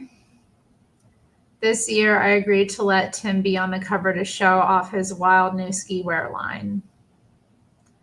Hey, Portland, Oregon. 19. Okay, they are local. Okay, yeah, I need to definitely be getting more from them. It's part of celebrating the history of Portland. Ooh, warm and dry. Omni Heat Technologies, starting with those tiny little silver dots. Ooh. Reflective, maintains breathability while retaining body heat for extra warmth without added weight. Huh. Dang. What's next? From crafting technology inspired by polar bears to literally landing on the moon, our past has cleared the way for a future filled with possibilities. One Tough Hat Company. In 1937, Gertrude Lamfrom and her family fled Nazi Germany and settled in Portland, Oregon. The Lamfroms had been in the clothing business for generations, with Gert's father, Paul, owning a large and successful shirt factory in Augsburg. But the family had to start all over from scratch upon arriving in the Pacific Northwest. With a small loan, Paul established the Columbia Hat Company in Portland, naming the fledgling business after the renowned local river. From these humble beginnings, the company that would become Columbia Sportswear were born. 308 Hughes Building, Portland, Oregon. I wonder what the Hughes Building is. I'm not familiar with it. There's their sewing room. Fishing vests. Oh my God. They had some cool looking fishing vests. Like seriously, like fly, cool colors. The vest that Gert built. So Gert's husband, Neil, takes over the family business, and he expanded it from quality hats to diverse outdoor gear. That was smart. That was smart of him because that was a much better, like more diverse market he could get in than hats. When Gert hears that from Neil that his customers are asking for a fishing vest with enough pockets to store flies and other gear, she whips up a prototype on her sewing machine featuring pockets with zippers and flaps, a magnet for lures and flies, and rod holder to free up the hands. Henry's fork vest becomes an instant bestseller and puts Columbia Sportswear on the map. Interesting. From housewife to executive. Oh, get it, Gert. Neil passes away unexpectedly in 1970. Oh, rest in peace, Neil. Leaving Gert and her son, Tim, a college senior at the time, to try and chart a course forward. At one point in the 70s, the mother and son duo were prepared to sell the struggling business when a potential buyer tried to undercut the agreed-upon price at the last minute. Gert defiantly responded, "For that price, I'll run it into the ground myself." Get it, Gert? Oh, snap. Oh, snap. Okay.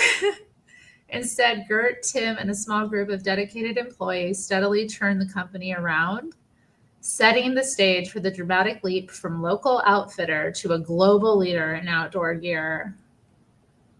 Wow.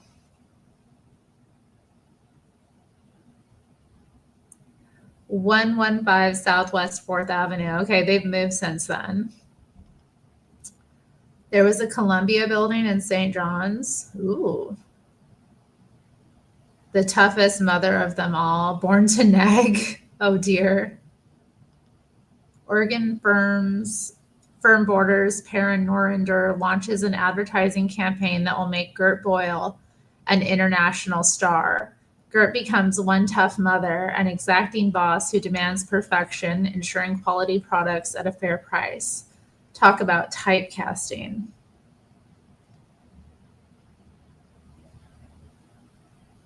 Okay, interesting. Huh. Well, I don't know. They didn't say if their clothes are made locally. Okay, but that was interesting.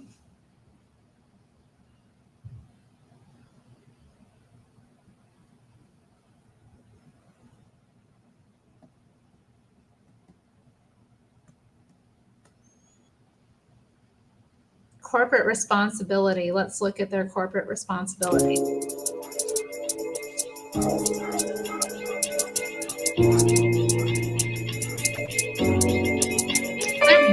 Hello, I'm Erica Lee. I'm based in Hong Kong. Working. That was weird.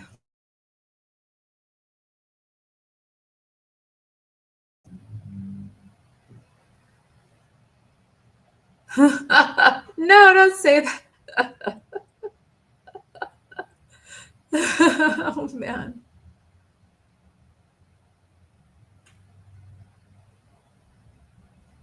Okay, this is what AI says. All right, shout out to our seamstresses in Southeast Asia. Keeping it going, holding it down.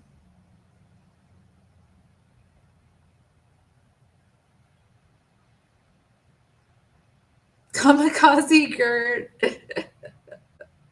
Oh my gosh.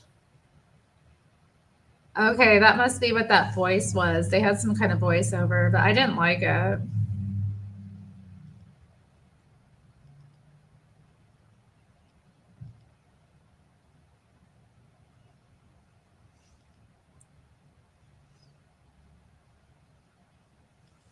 That's nice. Not only are they bringing these women jobs, but they are also bringing them more opportunities. Isn't that nice?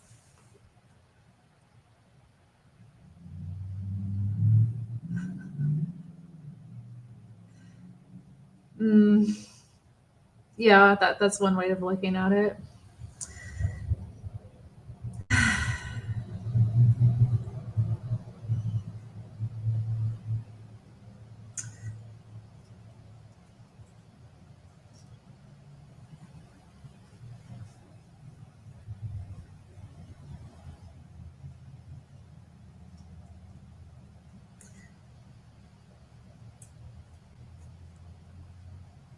I didn't know that they were a local brand, though, that they'd started here. I'm on. I didn't make. What am I trolling about? I forgot what I said.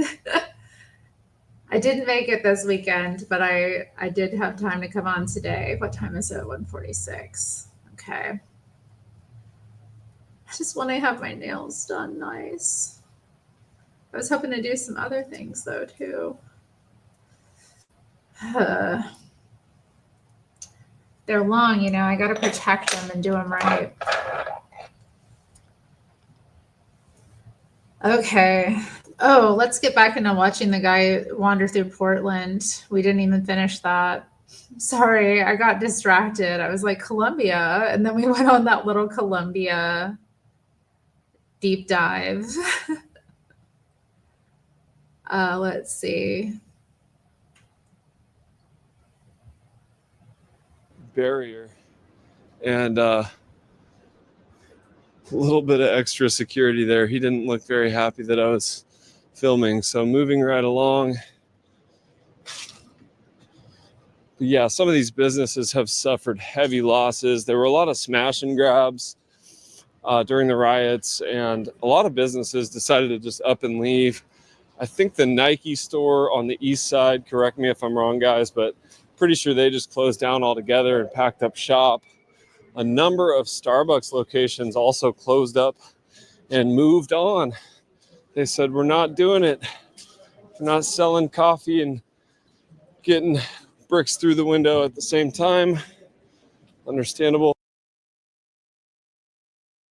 I mean, I'll comment on that. I don't think many Starbucks stores closed due to incidences, actually. I think most of them closed due to like the shutdown of the offices, like more than anything else. If there's no customers, you don't want to keep too many coffee shops open. There's no point. If you have one on every corner, then it's gonna they're just gonna eat each other's profits.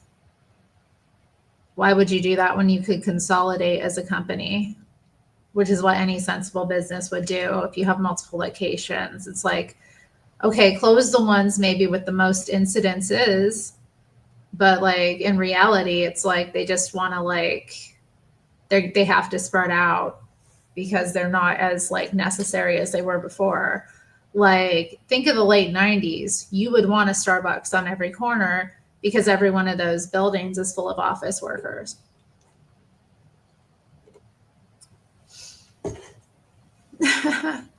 Trust me, the coffee business is still booming.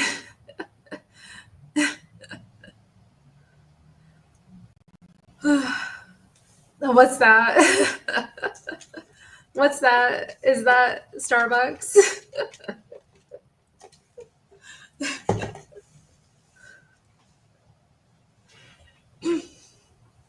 Swamp Smash and Gator Grab for real. Okay, yeah. Oh, I love that building there that he's showing. So this is Director's Park.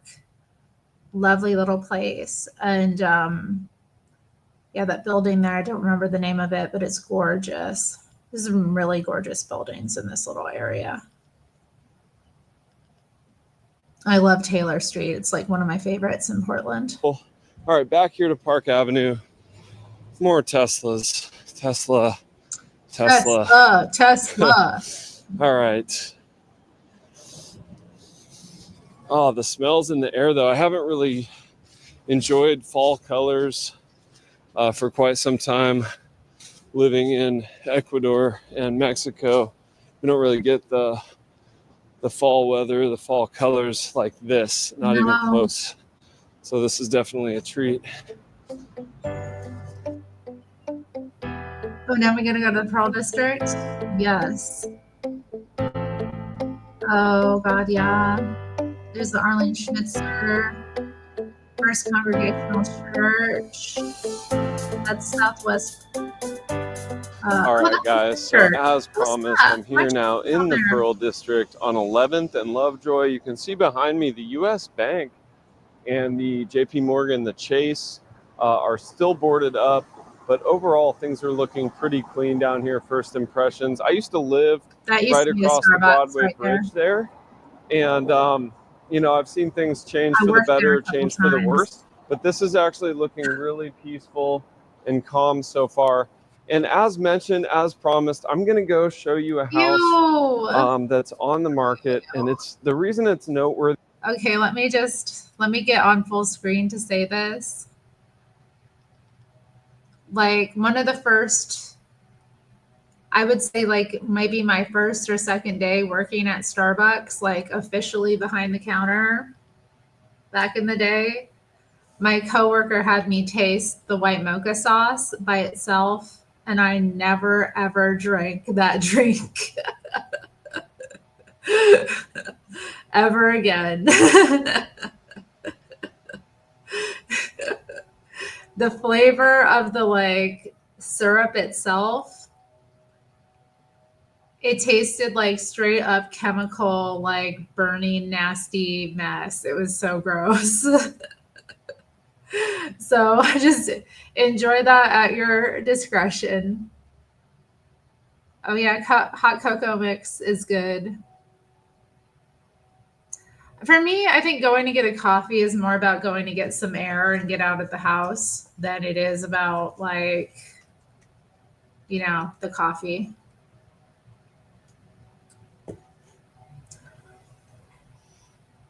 That's why it's so good.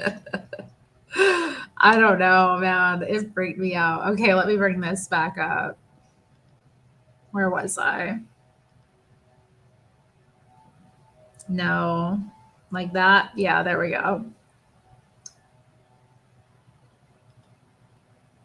Is it's absolutely gorgeous. The location's fantastic, and it's under $1 million, right at $995,000. So I wanted to show you guys that, and so what your money gets you here.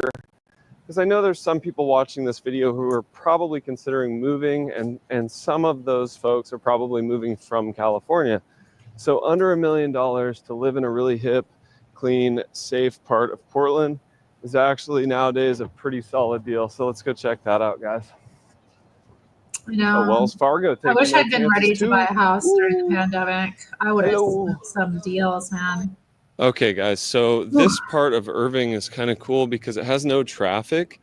We just came from 11th and Lovejoy. Area. So there's some traffic there for sure. But you come down here and this is purely pedestrian, and the address on this place I believe was 1127. And cute little dog. Gotta have okay, here we are. So this is the spot, guys. Really high ceilings, as you can see. Hey, how you doing? So I'll throw some shots up from the actual listing on the Let's see it. On the screen. I believe it's about 2,300 square feet though, and the ceilings are high. It looks like the finishes are all really modern and beautiful. 3-bedroom, 4-bath. And I think it's about 2,300 square feet at that 995,000 price point. So there you have it. And this is the surrounding area. That's what that $1 million mark gets you here in the Pearl District. Now there are some cheaper options. I'll throw up on the screen as well. That are, the $400,000 range, and that gets you kind of a place in an older building, and you're talking like 1,000 square feet at the most. So I'll throw a few of those up on the screen as well for you to check out. But you can see this is kind of this rustic, chic. A lot of this district was all warehouses. For those of you who don't know, it was really, really run down not too long ago. We're talking 15, 20 years ago. Just a lot of old rundown brick buildings, and it's been restored and earned the name the Pearl.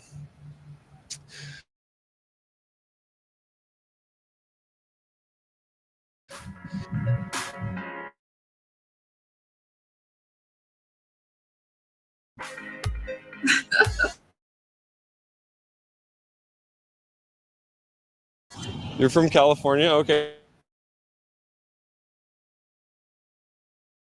Central Valley. And what are your first impressions of Portland? Have you been here before? I feel like I'm at...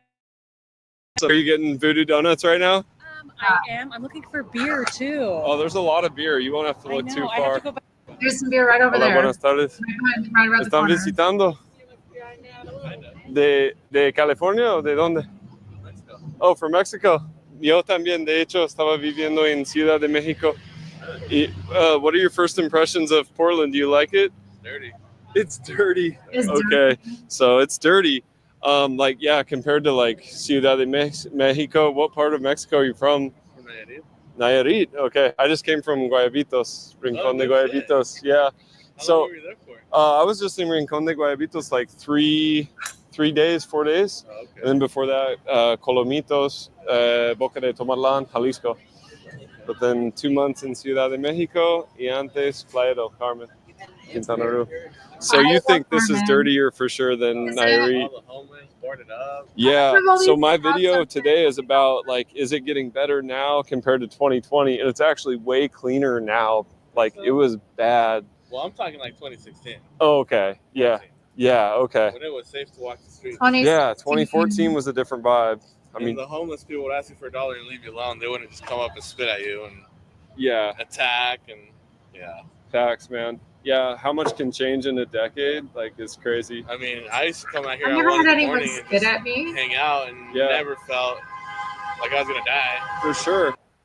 That was a super interesting perspective from Do you this feel like nice he was guy gonna from die? Nayarit, Mexico. Did you He have a bad says, the first thing he says, it's that? dirty. So, you know, call me crazy, but living in Mexico, where I've been the last year, and then Ecuador before that, there's something to that. If you guys want to see more about Mexico, check out my other videos. I'll link a couple in the description below. I lived in La Roma, Ciudad de Mexico. I did videos in Lomas de Chapultepec, Polanco, and yes, those places are much cleaner, quite a bit more modern. And so getting that perspective from a young man from Mexico, from Nayarit, where I just was, he speaks the truth. Portland still has a long ways to go to catch up to places like Nayarit. All right, so there you have it, guys. Hopefully this video gave you guys some insight. If you found any value in it, please smash the like button, subscribe if you haven't already. Okay, did I smash Hopefully the like? you're getting a real life look at kind of what Portland is currently like. Sorry for the lower energy today, a little short on sleep, but hopefully you enjoyed the content nonetheless. I will. We smashed the like.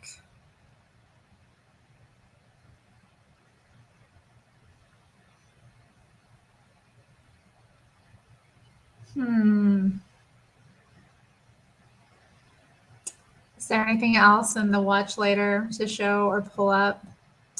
Okay, this was interesting. J.K. Rowling, narcissist. I thought, what? Let's take a look and maybe laugh.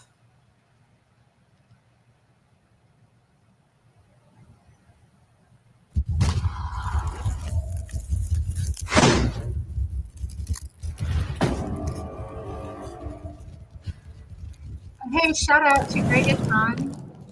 Thanks for the donation.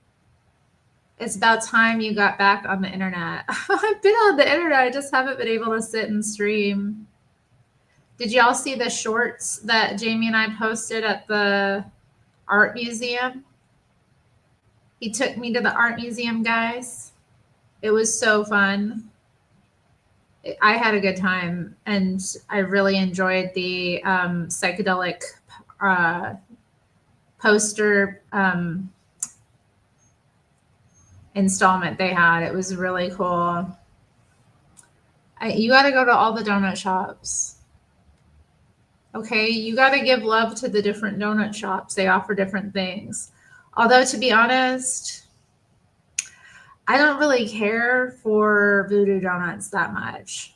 Like Cocoa, like we saw Cocoa Donuts. I would definitely put Cocoa Donuts like maybe 4 out of 5 times I would opt to get a Cocoa Donut before a Voodoo Donut. If that makes sense. Just saying. Sesame Donut is also a local chain that has, they're really good quality. Then there's like Blue Star as well. I'm trying to think who else is like a donut company in the like close area. Is there anyone I'm missing? I might be missing some places. Ooh, District Donuts with sliders for lunch. Man, there was this place in Yuma. I can't remember the name of it, but it was a donut burrito shop. It was amazing. I mean, just imagine getting these like big, massive, like bear claws with a bean and cheese burrito, like taqueria style, you know? Oh my God. So good. No wonder I got so fat living down there. Like the food. Oh, no, you can't. I like donuts. Like, I'm kind of picky though. Like, when they're really good, they're really good.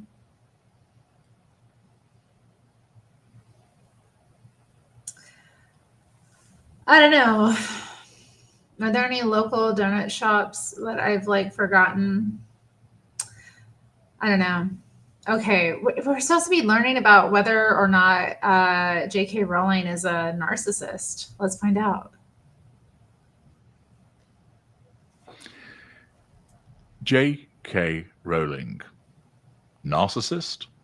Hello, I'm H.G. Hello. Tudor. It's time for the Tudorscope again. And this time, we're going to look at the world-famous and hugely successful author J.K. Rowling. Now, for those of you who might not be familiar with this process, it's important that I begin by explaining how it works. I take an individual, usually somebody who's famous or infamous, and I look at various aspects of their life. I consider, for example, their childhood, their familial relationships, relationships with siblings if they have them. I look at their romantic relationships. I look at relationships they have with children if they have any. I look at their work, what people say about them, controversies that they may have been involved in, philanthropy that they might engage in, and other relevant factors. I take this information from a variety of different sources for the purposes of making a determination about what the individual is. To help people understand about narcissism, I divide people up into 4 base categories. Individuals who are narcissists, individuals who are narcissistic but not narcissists, normals, and empaths. There are similarities between those groupings and substantial differences. And my work sets out what the traits are with each of those categories, the differences and the similarities, so that you understand more about the type of people that you may find yourself involved in, so that it aids you in recognizing those individuals and also understanding what that means vis-a-vis your involvement with them. When assessing people, I take the information from their own admissions, interviews, biographies or autobiographies, newspaper articles, television interviews, and reportage about... You know about this guy? Tell me more about him. I've never seen one of his videos before. Does he do this a lot? Is this like his thing? Does he like uncover who's a narcissist? I just find this funny. I like that picture where she looks great. That's a great looking picture of her. Like if she's a narcissist, at least she's looking good. About them from a huge range of different sources so that we have a massive information to make a determination. I'm also looking at their behavior over a sustained period of time to ascertain, are they a narcissist or are they something else? It's a detailed deep dive which takes considerable effort to accumulate the information, collate it, dissect it, and then apply the determination. And I thought that J.K. Rowling would make a useful subject for the Tudorscope. Now, unlike this one's wife, who tells you the bare minimum about her guests, I provide you with plenty of information about who they are. And let us commence by having an overview of who J.K. Rowling is. She was born Joanne Rowling on July 31st, 1965 in Yate, Gloucestershire, in England. She's a British author, philanthropist, and cultural figure, best known for creating the Harry Potter series, a 7-book saga that became a global phenomenon. Her work has left an indelible mark on literature, film, and popular culture, making her one of the most influential writers of her generation. She grew up in a modest family, which will be... Okay, I have to respond to these comments or just react more like JK is very attractive in my opinion. Not in a hot way, but like a bookish wife.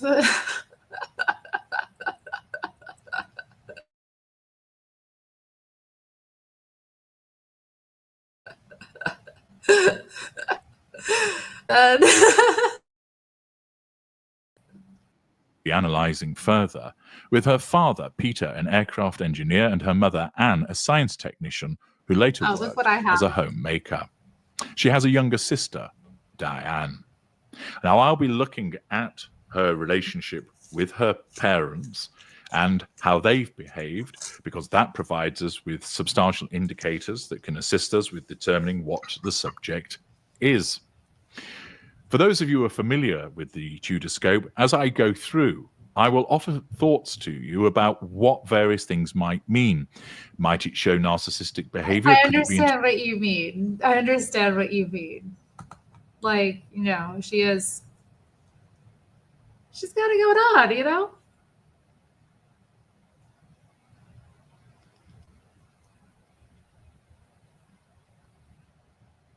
I mean, she's physically lovely and, all of her other attributes that she brings to the table. I mean, come on. She was in dire straits. I don't know if she was homeless. I've seen her in an interview and she looks quite different than that picture now. I don't know if I've seen any recent pictures of her, but whatever. People change. Interpreted as empathic behavior? Might it be a particular method of control, someone drawing fuel, or might there be an alternative explanation for it? We then ultimately look at all of this information in the round. It's important to understand that certain behaviors can be narcissistic of themselves, but that doesn't make somebody a narcissist. You can never say from one act alone, this person is definitely a narcissist. You have to look at a range of different behaviors. From a young age, Joanne Rowling showed a passion for storytelling, writing her first story at age 6 about a rabbit named Rabbit. Her childhood was marked by a love of books, with influences ranging from Jane Austen to C.S. Lewis. However, her early years were not without challenges. Her mother's diagnosis with multiple sclerosis when Rowling was a teenager deeply affected her. More about that in due course. She attended Dean School and College, where she excelled in English and languages. After high school, she studied French and classics at the university. I know, you'd come in the room and she'd be like, "Oh, hello, dear," and go back to her book.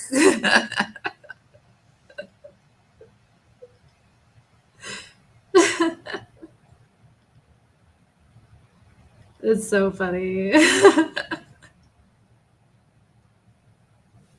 Wonder if she ever posted on Reddit No Sleep. I wonder if she's on Reddit. I know she's on X.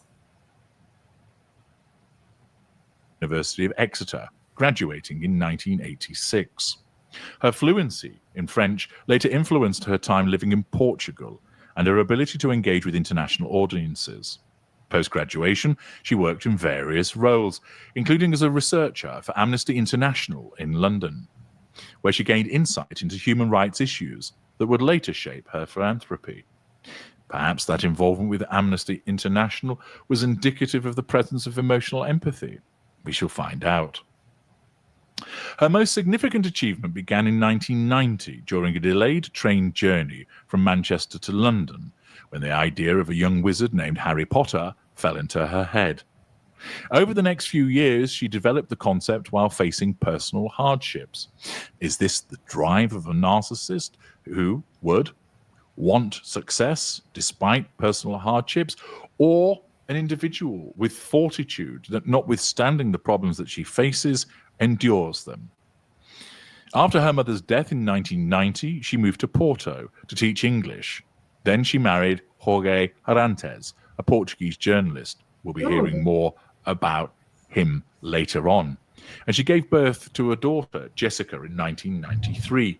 We'll be learning more about her relationship with her daughter. She later returned to the United Kingdom and settled in Edinburgh in Scotland, where she lived on welfare while raising Jessica. Despite financial struggles and depression, she continued writing Harry Potter in cafes, notably Nicholson's and the Elephant House. Her perseverance paid off when she completed Harry Potter and the Philosopher's Stone in 1995. After multiple rejections, the manuscript was accepted by Bloomsbury Publishing in I used to write in cafes. Aw. That used to be where I did most of my writing back in the day. I don't write anymore. I'm not really called to. I feel like I've said enough. I mean, you know, like with my writing, I was always trying to prove something. It's rather dull, most of it. Not really worth anything, in my estimation.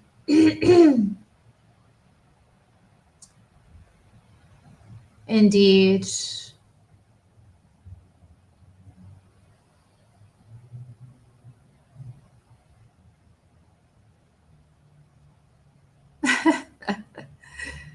Yeah.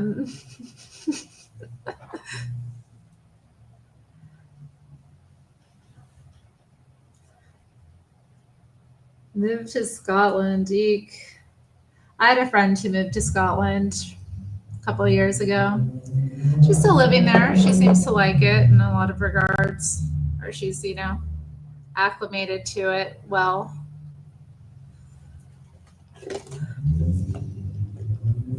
And it seems to have been good for her as well. I wasn't sure when she moved if it was the right thing, but I can see that it has been. Okay. 1996 with a modest advance of £1,500. The book was published in 1997, launching a franchise that would redefine modern publishing. Now, the continued indefatigable spirit that she exhibited, the persistence that she showed in order to get published, is this the drive of someone that regarded each rejection as a threat to her control and she needed to nullify it by continuing to push to get herself published? Or is this simply somebody that knew that she'd written something good and that she wanted the world to hear about it, and that she is somebody who is not to beat down, that she has that indefatigable spirit as a consequence of other factors, not the necessity of control? The 7 series books met with unprecedented success. By 2025, it sold over 600 million copies worldwide, translated into 85 languages, making it one of the best-selling book series in history. The Harry Potter franchise expanded beyond books. Warner Brothers adapted the series into 8 films between 2001 and 2011, grossing over $7.7 billion globally. Rowling maintained significant creative control. Is this simply because it's her baby and she wants to look after it, or does it hint at something darker or deeper? The franchise also spawned video games, theme parks, and a stage play. There was also a prequel set in the same universe, which further extended her wizarding world, though the Fantastic Beasts film met with a mixed reception. Her achievements have actually transcended commercial success. The Harry Potter series revitalized children's literature, encouraging reading among a generation dubbed the Harry Potter generation. Libraries reported increased engagement, and the books inspired academic studies in fields like literature, sociology, and education. Her world building, blending British folklore with original mythology, set a new standard for fantasy literature. Might this reach be something that a narcissist would crave, or is this simply somebody doing good that would delight in the engagement that her works have caused? Her influence extends to popular culture. Terms like muggle, non-magical person, and Quidditch, a wizarding sport, entered everyday lexicon. The series fostered a global fan community with conventions, fan fiction, and online platforms like Pottermore, now Wizarding World, which Rowling launched in 2012 to engage fans interactively. She's won Wizarding World, let's check that out. Years ago, I took the Pottermore test.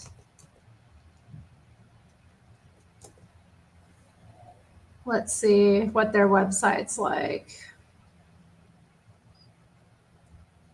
I don't know, it's still Pottermore.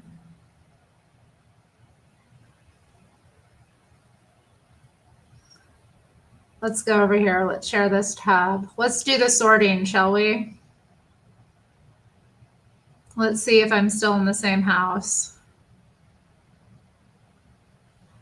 Oh man, no, I'm not, no. No, I gotta give you all that. No. Psh, yeah, right. Let's go back. We're not getting all into all that. Accolades rather for her work. She won the Hugo Award, Bram Stoker Award, and multiple children's literature prizes. In 2000, she was appointed an officer of the Order of the British Empire for services to children's literature. In 2010, she received the Hans Christian Andersen Literature Award, recognizing her contribution to storytelling. Something unexpected will happen to you because of your drawings. Prepare your shroud. My shroud? What?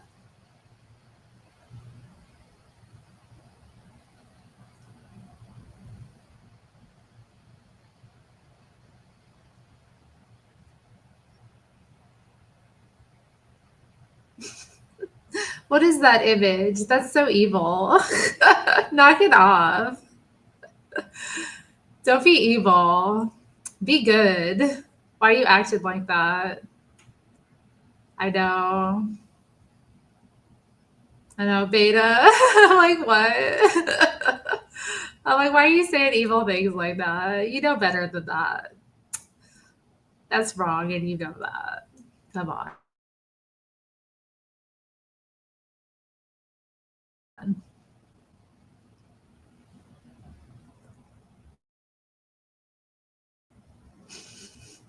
If J.K. Rowling is a narcissist, come on, guys.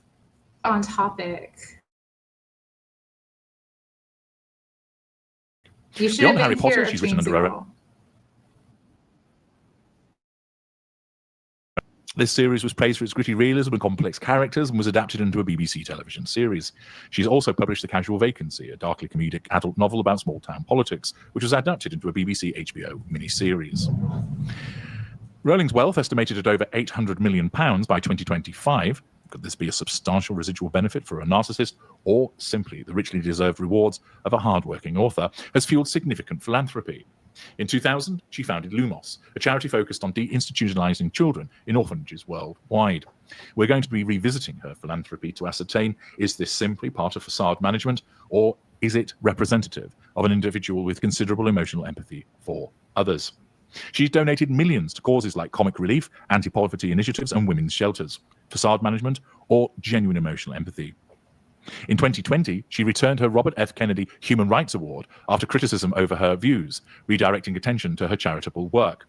Is this the stroppy response of a narcissist, or the measured response of someone who's not a hypocrite? She has, of course, been involved in controversies. It's been complicated, particularly since 2020, when she expressed views on gender identity and biological sex that sparked debate. Her statements, shared primarily on X and in essays, emphasize the importance of biological sex in certain contexts, such as women's rights and safeties. Critics accused her of transphobia, leading to public backlash, while supporters argue she defended free speech and women's issues. Might this behavior be indicative of a narcissist that feels that they are entitled to speak their mind and to do so in a particular way against a minority group? Or again, might this be someone with genuine emotional empathy standing up for the rights of women? We'll examine, of course, the evidence further. This controversy affected her relationship with some Harry Potter actors and fans, but did not significantly diminish the series' cultural footprint. Rowling has remained steadfast, using her platform to advocate for open dialogue. Is this a tolerant attitude of a consistent individual who approaches things in a consistent manner, or is this a narcissist and perhaps a more revolved one that is consistent with regard to their need to nullify the threat to control? Dang. Rowling has a legacy. It's multifaceted. She transformed publishing, proving that children's literature could achieve universal appeal and commercial dominance. Her philanthropy has tangibly improved lives, and particularly... Imagine this was the turf you landed.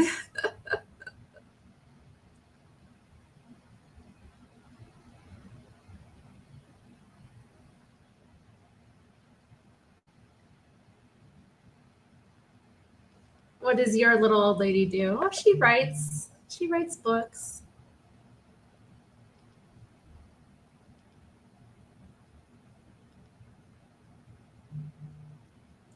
I love that she uses pseudonyms as well. Like, that is so good. Women throughout history have done that to, you know, sell. It's just so funny because, like, people will think she's like, I don't know. I think she has pretty,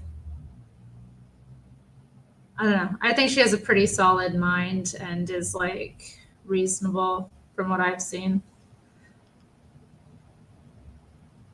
And I think it's cool that she I like the stuff that she's working and philanthropizing in.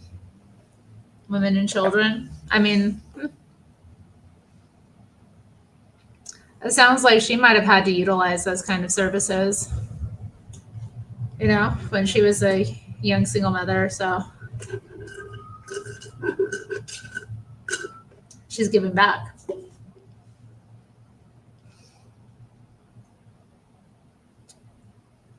For vulnerable children. She has polarized opinions. Nevertheless, her contributions to literature and charity remain undeniable. It's fair to say that she's a literary titan, and her creation of the Harry Potter universe reshaped modern storytelling. But what is the driving force behind J.K. Rowling? A narcissist that needs that control, that manages a facade brilliantly and has made huge amounts of money, utilizing her fame then to go on the attack against individuals that she doesn't like? Might it be that while she doesn't need control in the narcissist sense, she's a narcissistic individual, self-absorbed, whereby she's always right and needs to put her interests first? Might she simply be a normal that has been hardworking, met with success, and now has decided that she will use that platform to help other people and speak out against things that she sees as wrong? Or might she be an empath, an individual who exhibits considerable emotional empathy for others through the work that she has created, the life that she has led, has forged that empathy in her, with the result that having been richly rewarded for her imagination and hard work, she's then seen fit to help others? Well, that's the overview in relation to J.K. Rowling, and we are going to examine the evidence as we next move on and consider her childhood. Join me then. Let's look at her childhood. Was that it? What do you think? Oops.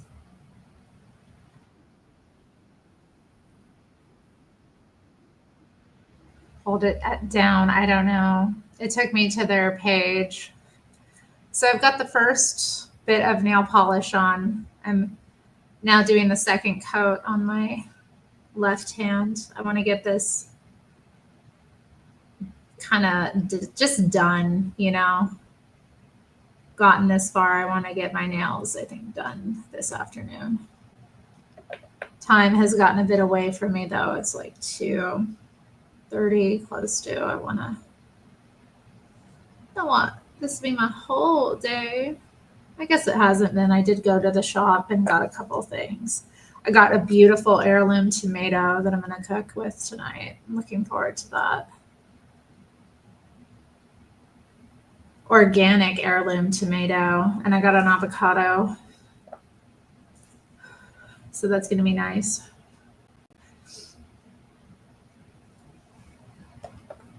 Some nice fresh veggies, probably cut them up, put some salt on them, and I have these burgers I'm going to fry up with some nice like brioche style buns. I don't know what kind of cheese I'm going to use though. I have like Munster. I think I might go with that. What do you guys think? I mean, with like the heirloom tomato and the avocado as toppings, like Munster, right?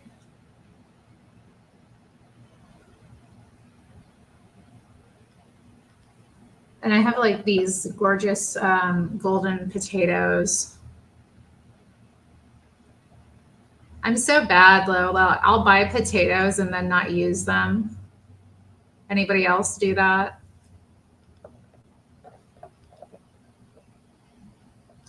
But these potatoes looked incredible. Like they look very appetizing. So I don't know if I'll do those though, because I do have some russets. I thought I might do some baked potatoes. Maybe I could do like burger and baked potato.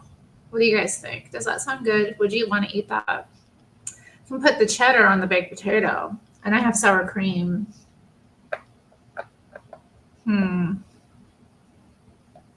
We'll see what I put in it. I was also thinking I could just do roasted potatoes, like the golden potatoes, roast those up, and then with like olive oil and like Parmesan.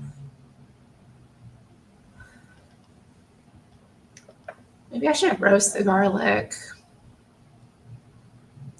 Jamie texted me a bit ago.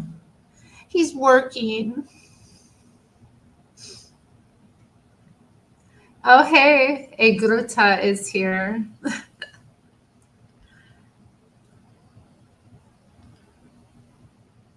You guys should check out her channel. You should drop your link.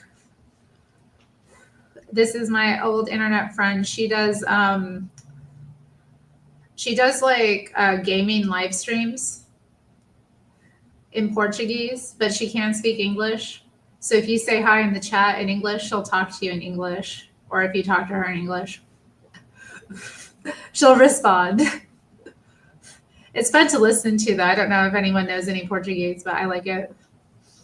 But yeah, she does some pretty cool gaming streams, and she plays interesting games. And she's gorgeous, guys.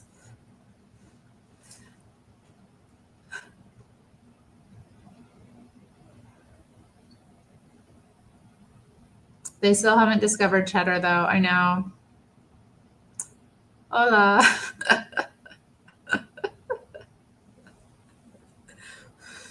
Okay. Yeah, the HD tutor. So he just goes, narcissism. What an uninteresting topic. Oh, shoot. It's Punchy TV time. And you guys are here with me. Aw. I bet it would be interesting to have the guys take Jesse and like make him watch some stuff.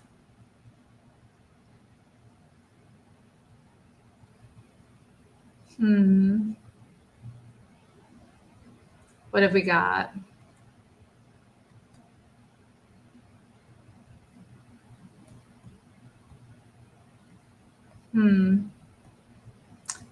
Oh, we have part 2. Interesting. You know what I got into watching the other day? I got into watching Celebrity Big Brother 2006 clips. Not clips, but like actual episodes. Hey, Ryan. You love my hair? I know, I've been growing it out. It is so long. I don't even know if I can. Who knew? Why? I don't know. I wanted to see Rula. I wanted to see the old gang. Maggot and Rula and Pete and Denzel. Who else was in the house? Michael, Preston, Chantel, Jody, Faria. Am I missing anyone?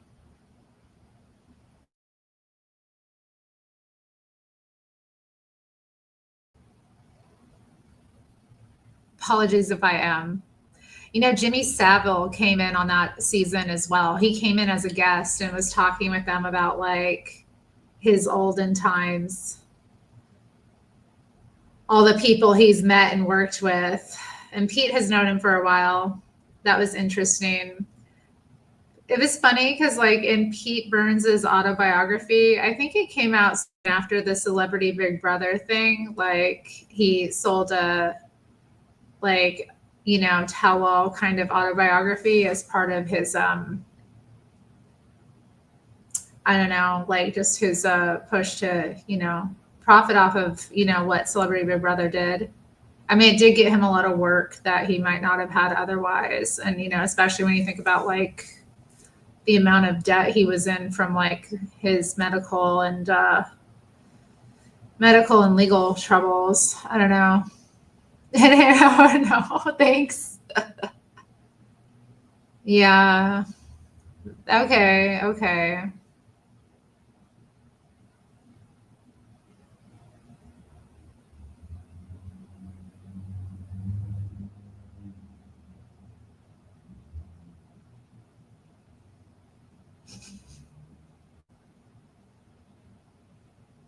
It is pretty, isn't it? Yeah, I love to just listen to her.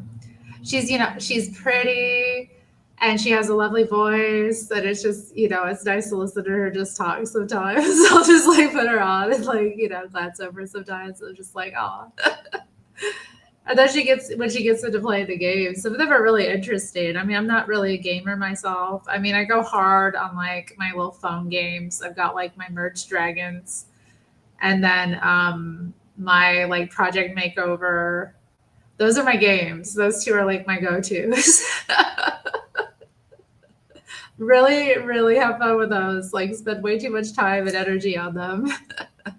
But like, yeah, I don't really like game with my my computer or my like or accounts console.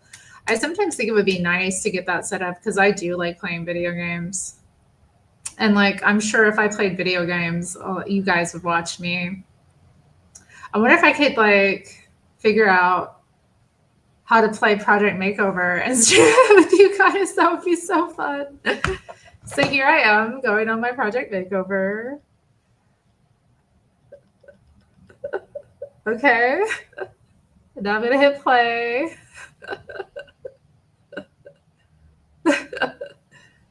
All right, so here's the guy that I've been making over. I haven't like did the reveal to get all my lives and stuff. I usually wait too. But yeah. Here we go. I'm gonna play a level with you guys. This is my thing, the Project Makeover. It's like one of these like connecting games, and then you like, I don't know. I got to clear these combs. I'm playing it while not like really looking at it, so excuse my strategy. But yeah, they pop. Okay, so if I merge 5, then I'll get.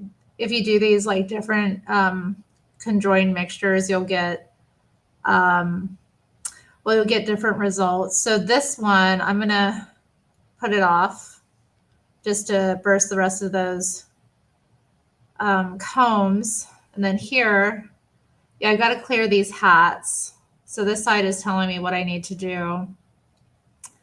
It's a bit difficult though, because, okay, sweet. I'm finally over. I didn't mean to do that. It is a bit difficult playing like without having it like in my face. But yeah, I love this game. It's so fun. I can get lost in it for so long sometimes.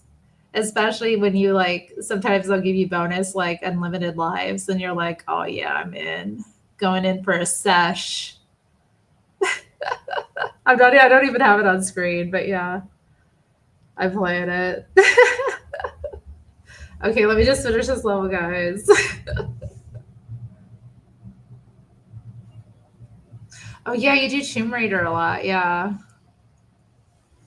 That is fun to watch.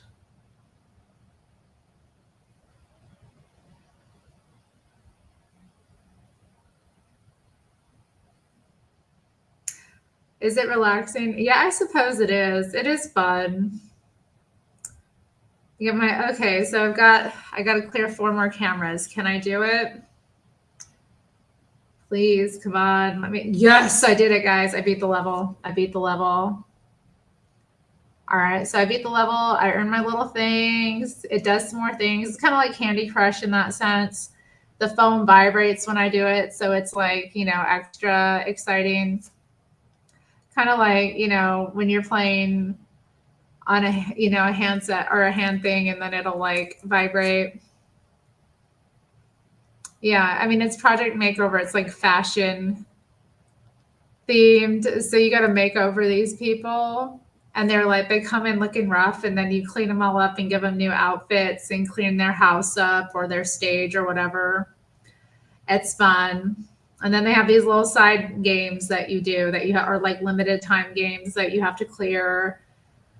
And then you can like clique up. So I'm like a clique, and then we like send each other lives, and like we work together to like reach certain goals of like at points made. So like in your clique, if you all like make enough points, you get different prizes. So you're like grouped together and do it. And then you can like get teamed up. You can add like random people as friends, and then like send them prizes and things. I mean, not so much of that, but you can also visit their like properties and stuff. So like, let me show you my kit here on Project Makeover, guys. Okay. So here I am in my mansion, right? If I go to map here, let's see. These are the properties. Okay, so right now, next property I'm going for is this one up here, because there's oil up there. Let me show you. This is what I want to buy next. Aurora's gift. It's going to be 100,000. I currently have like 86,000 points. I think a few more weeks of hard gaming and I should have it, right? It's a warm room to take in one of the world's most beautiful phenomena. So like I grew up seeing the Northern Lights, so you know I want to get that. And it looks swanky, but yeah. So I have currently, let's see, I have a snowy retreat. I'll show you guys my snowy retreat. So my little character is here in her snowy retreat. See how it's all decked out? I picked the flooring, the furniture, everything, you know? And then her outfit, you know? And then I have like different animals too. I have a cat, a dog, and 2 dogs on the gate. Or no, wait. I have 2 dogs, a cat, and a rabbit. Excuse me. Okay, let's go to the next property. Okay, this is my woodland manor. My woodland manor. Let's just give it a moment to focus. Come on. Come on.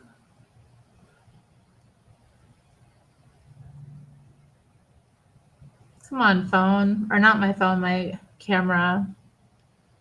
I don't know why it isn't focusing, guys. Here we go. Okay. Pretty nice. This is fun showing you guys this, actually. Okay, this is my serene cenote. This is my underwater property, my little underwater dwelling.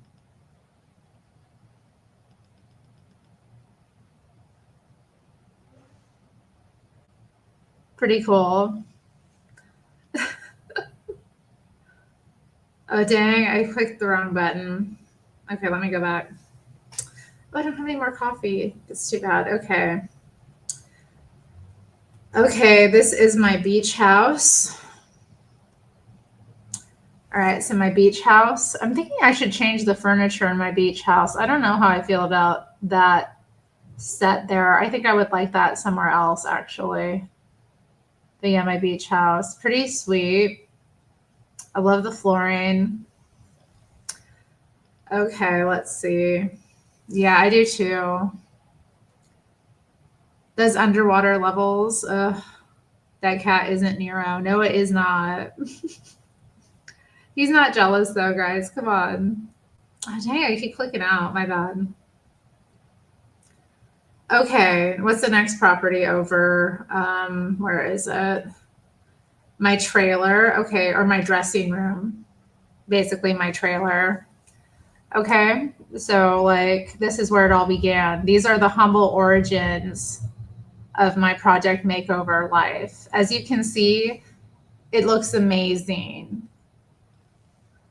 Love my trailer. So gorgeous. I should just hang out in there more. It's so gorgeous and fun. I love the way it's designed. Okay. What else we got here? Okay. I got my posh patio. Hanging out on my posh patio. Pretty nice, if I must say. Okay, what else? Oh yeah, my penthouse. You guys want to see my penthouse in Project Makeover? Here it is.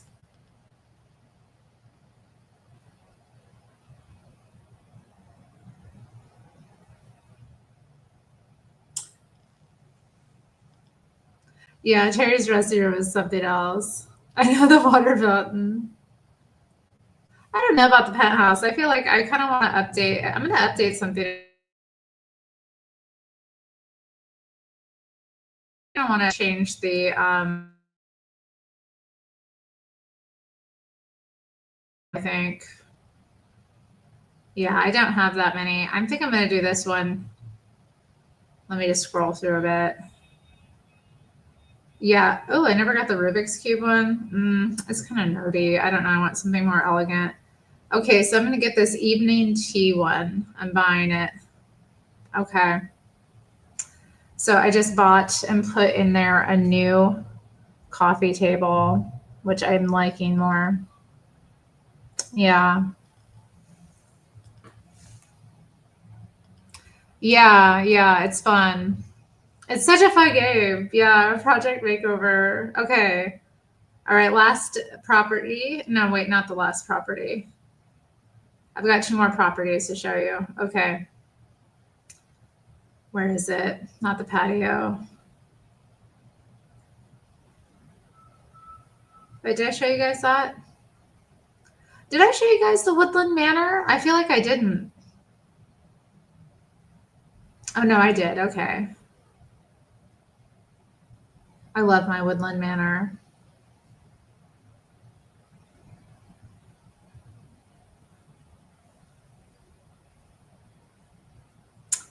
So yeah, it's the same principle. So you have your own thing, and then you like, as you play, you earn the points to get along, to like pay to like do the makeover for your person. And as you do that, you'll earn money in the game. And then you use that to buy your various like clothes, furniture, furnishings. Like I've been playing it a while though, so it's slow going, but yeah, it's fun. Well, anyway, I'm gonna stop. Yeah, I'm just gonna put it away. But you get the idea.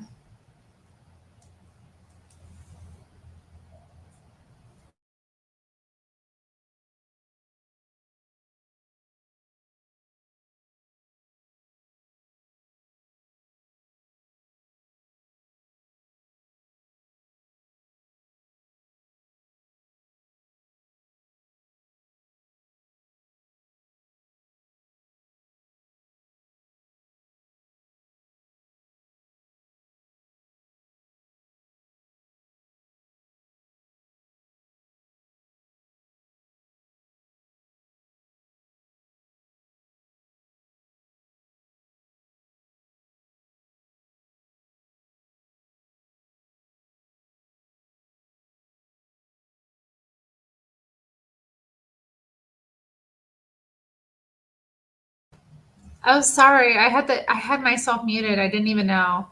What I'm saying is, I was just wrapping it up. Now I was doing my whole bye everybody spiel, and I'm like gonna do it again.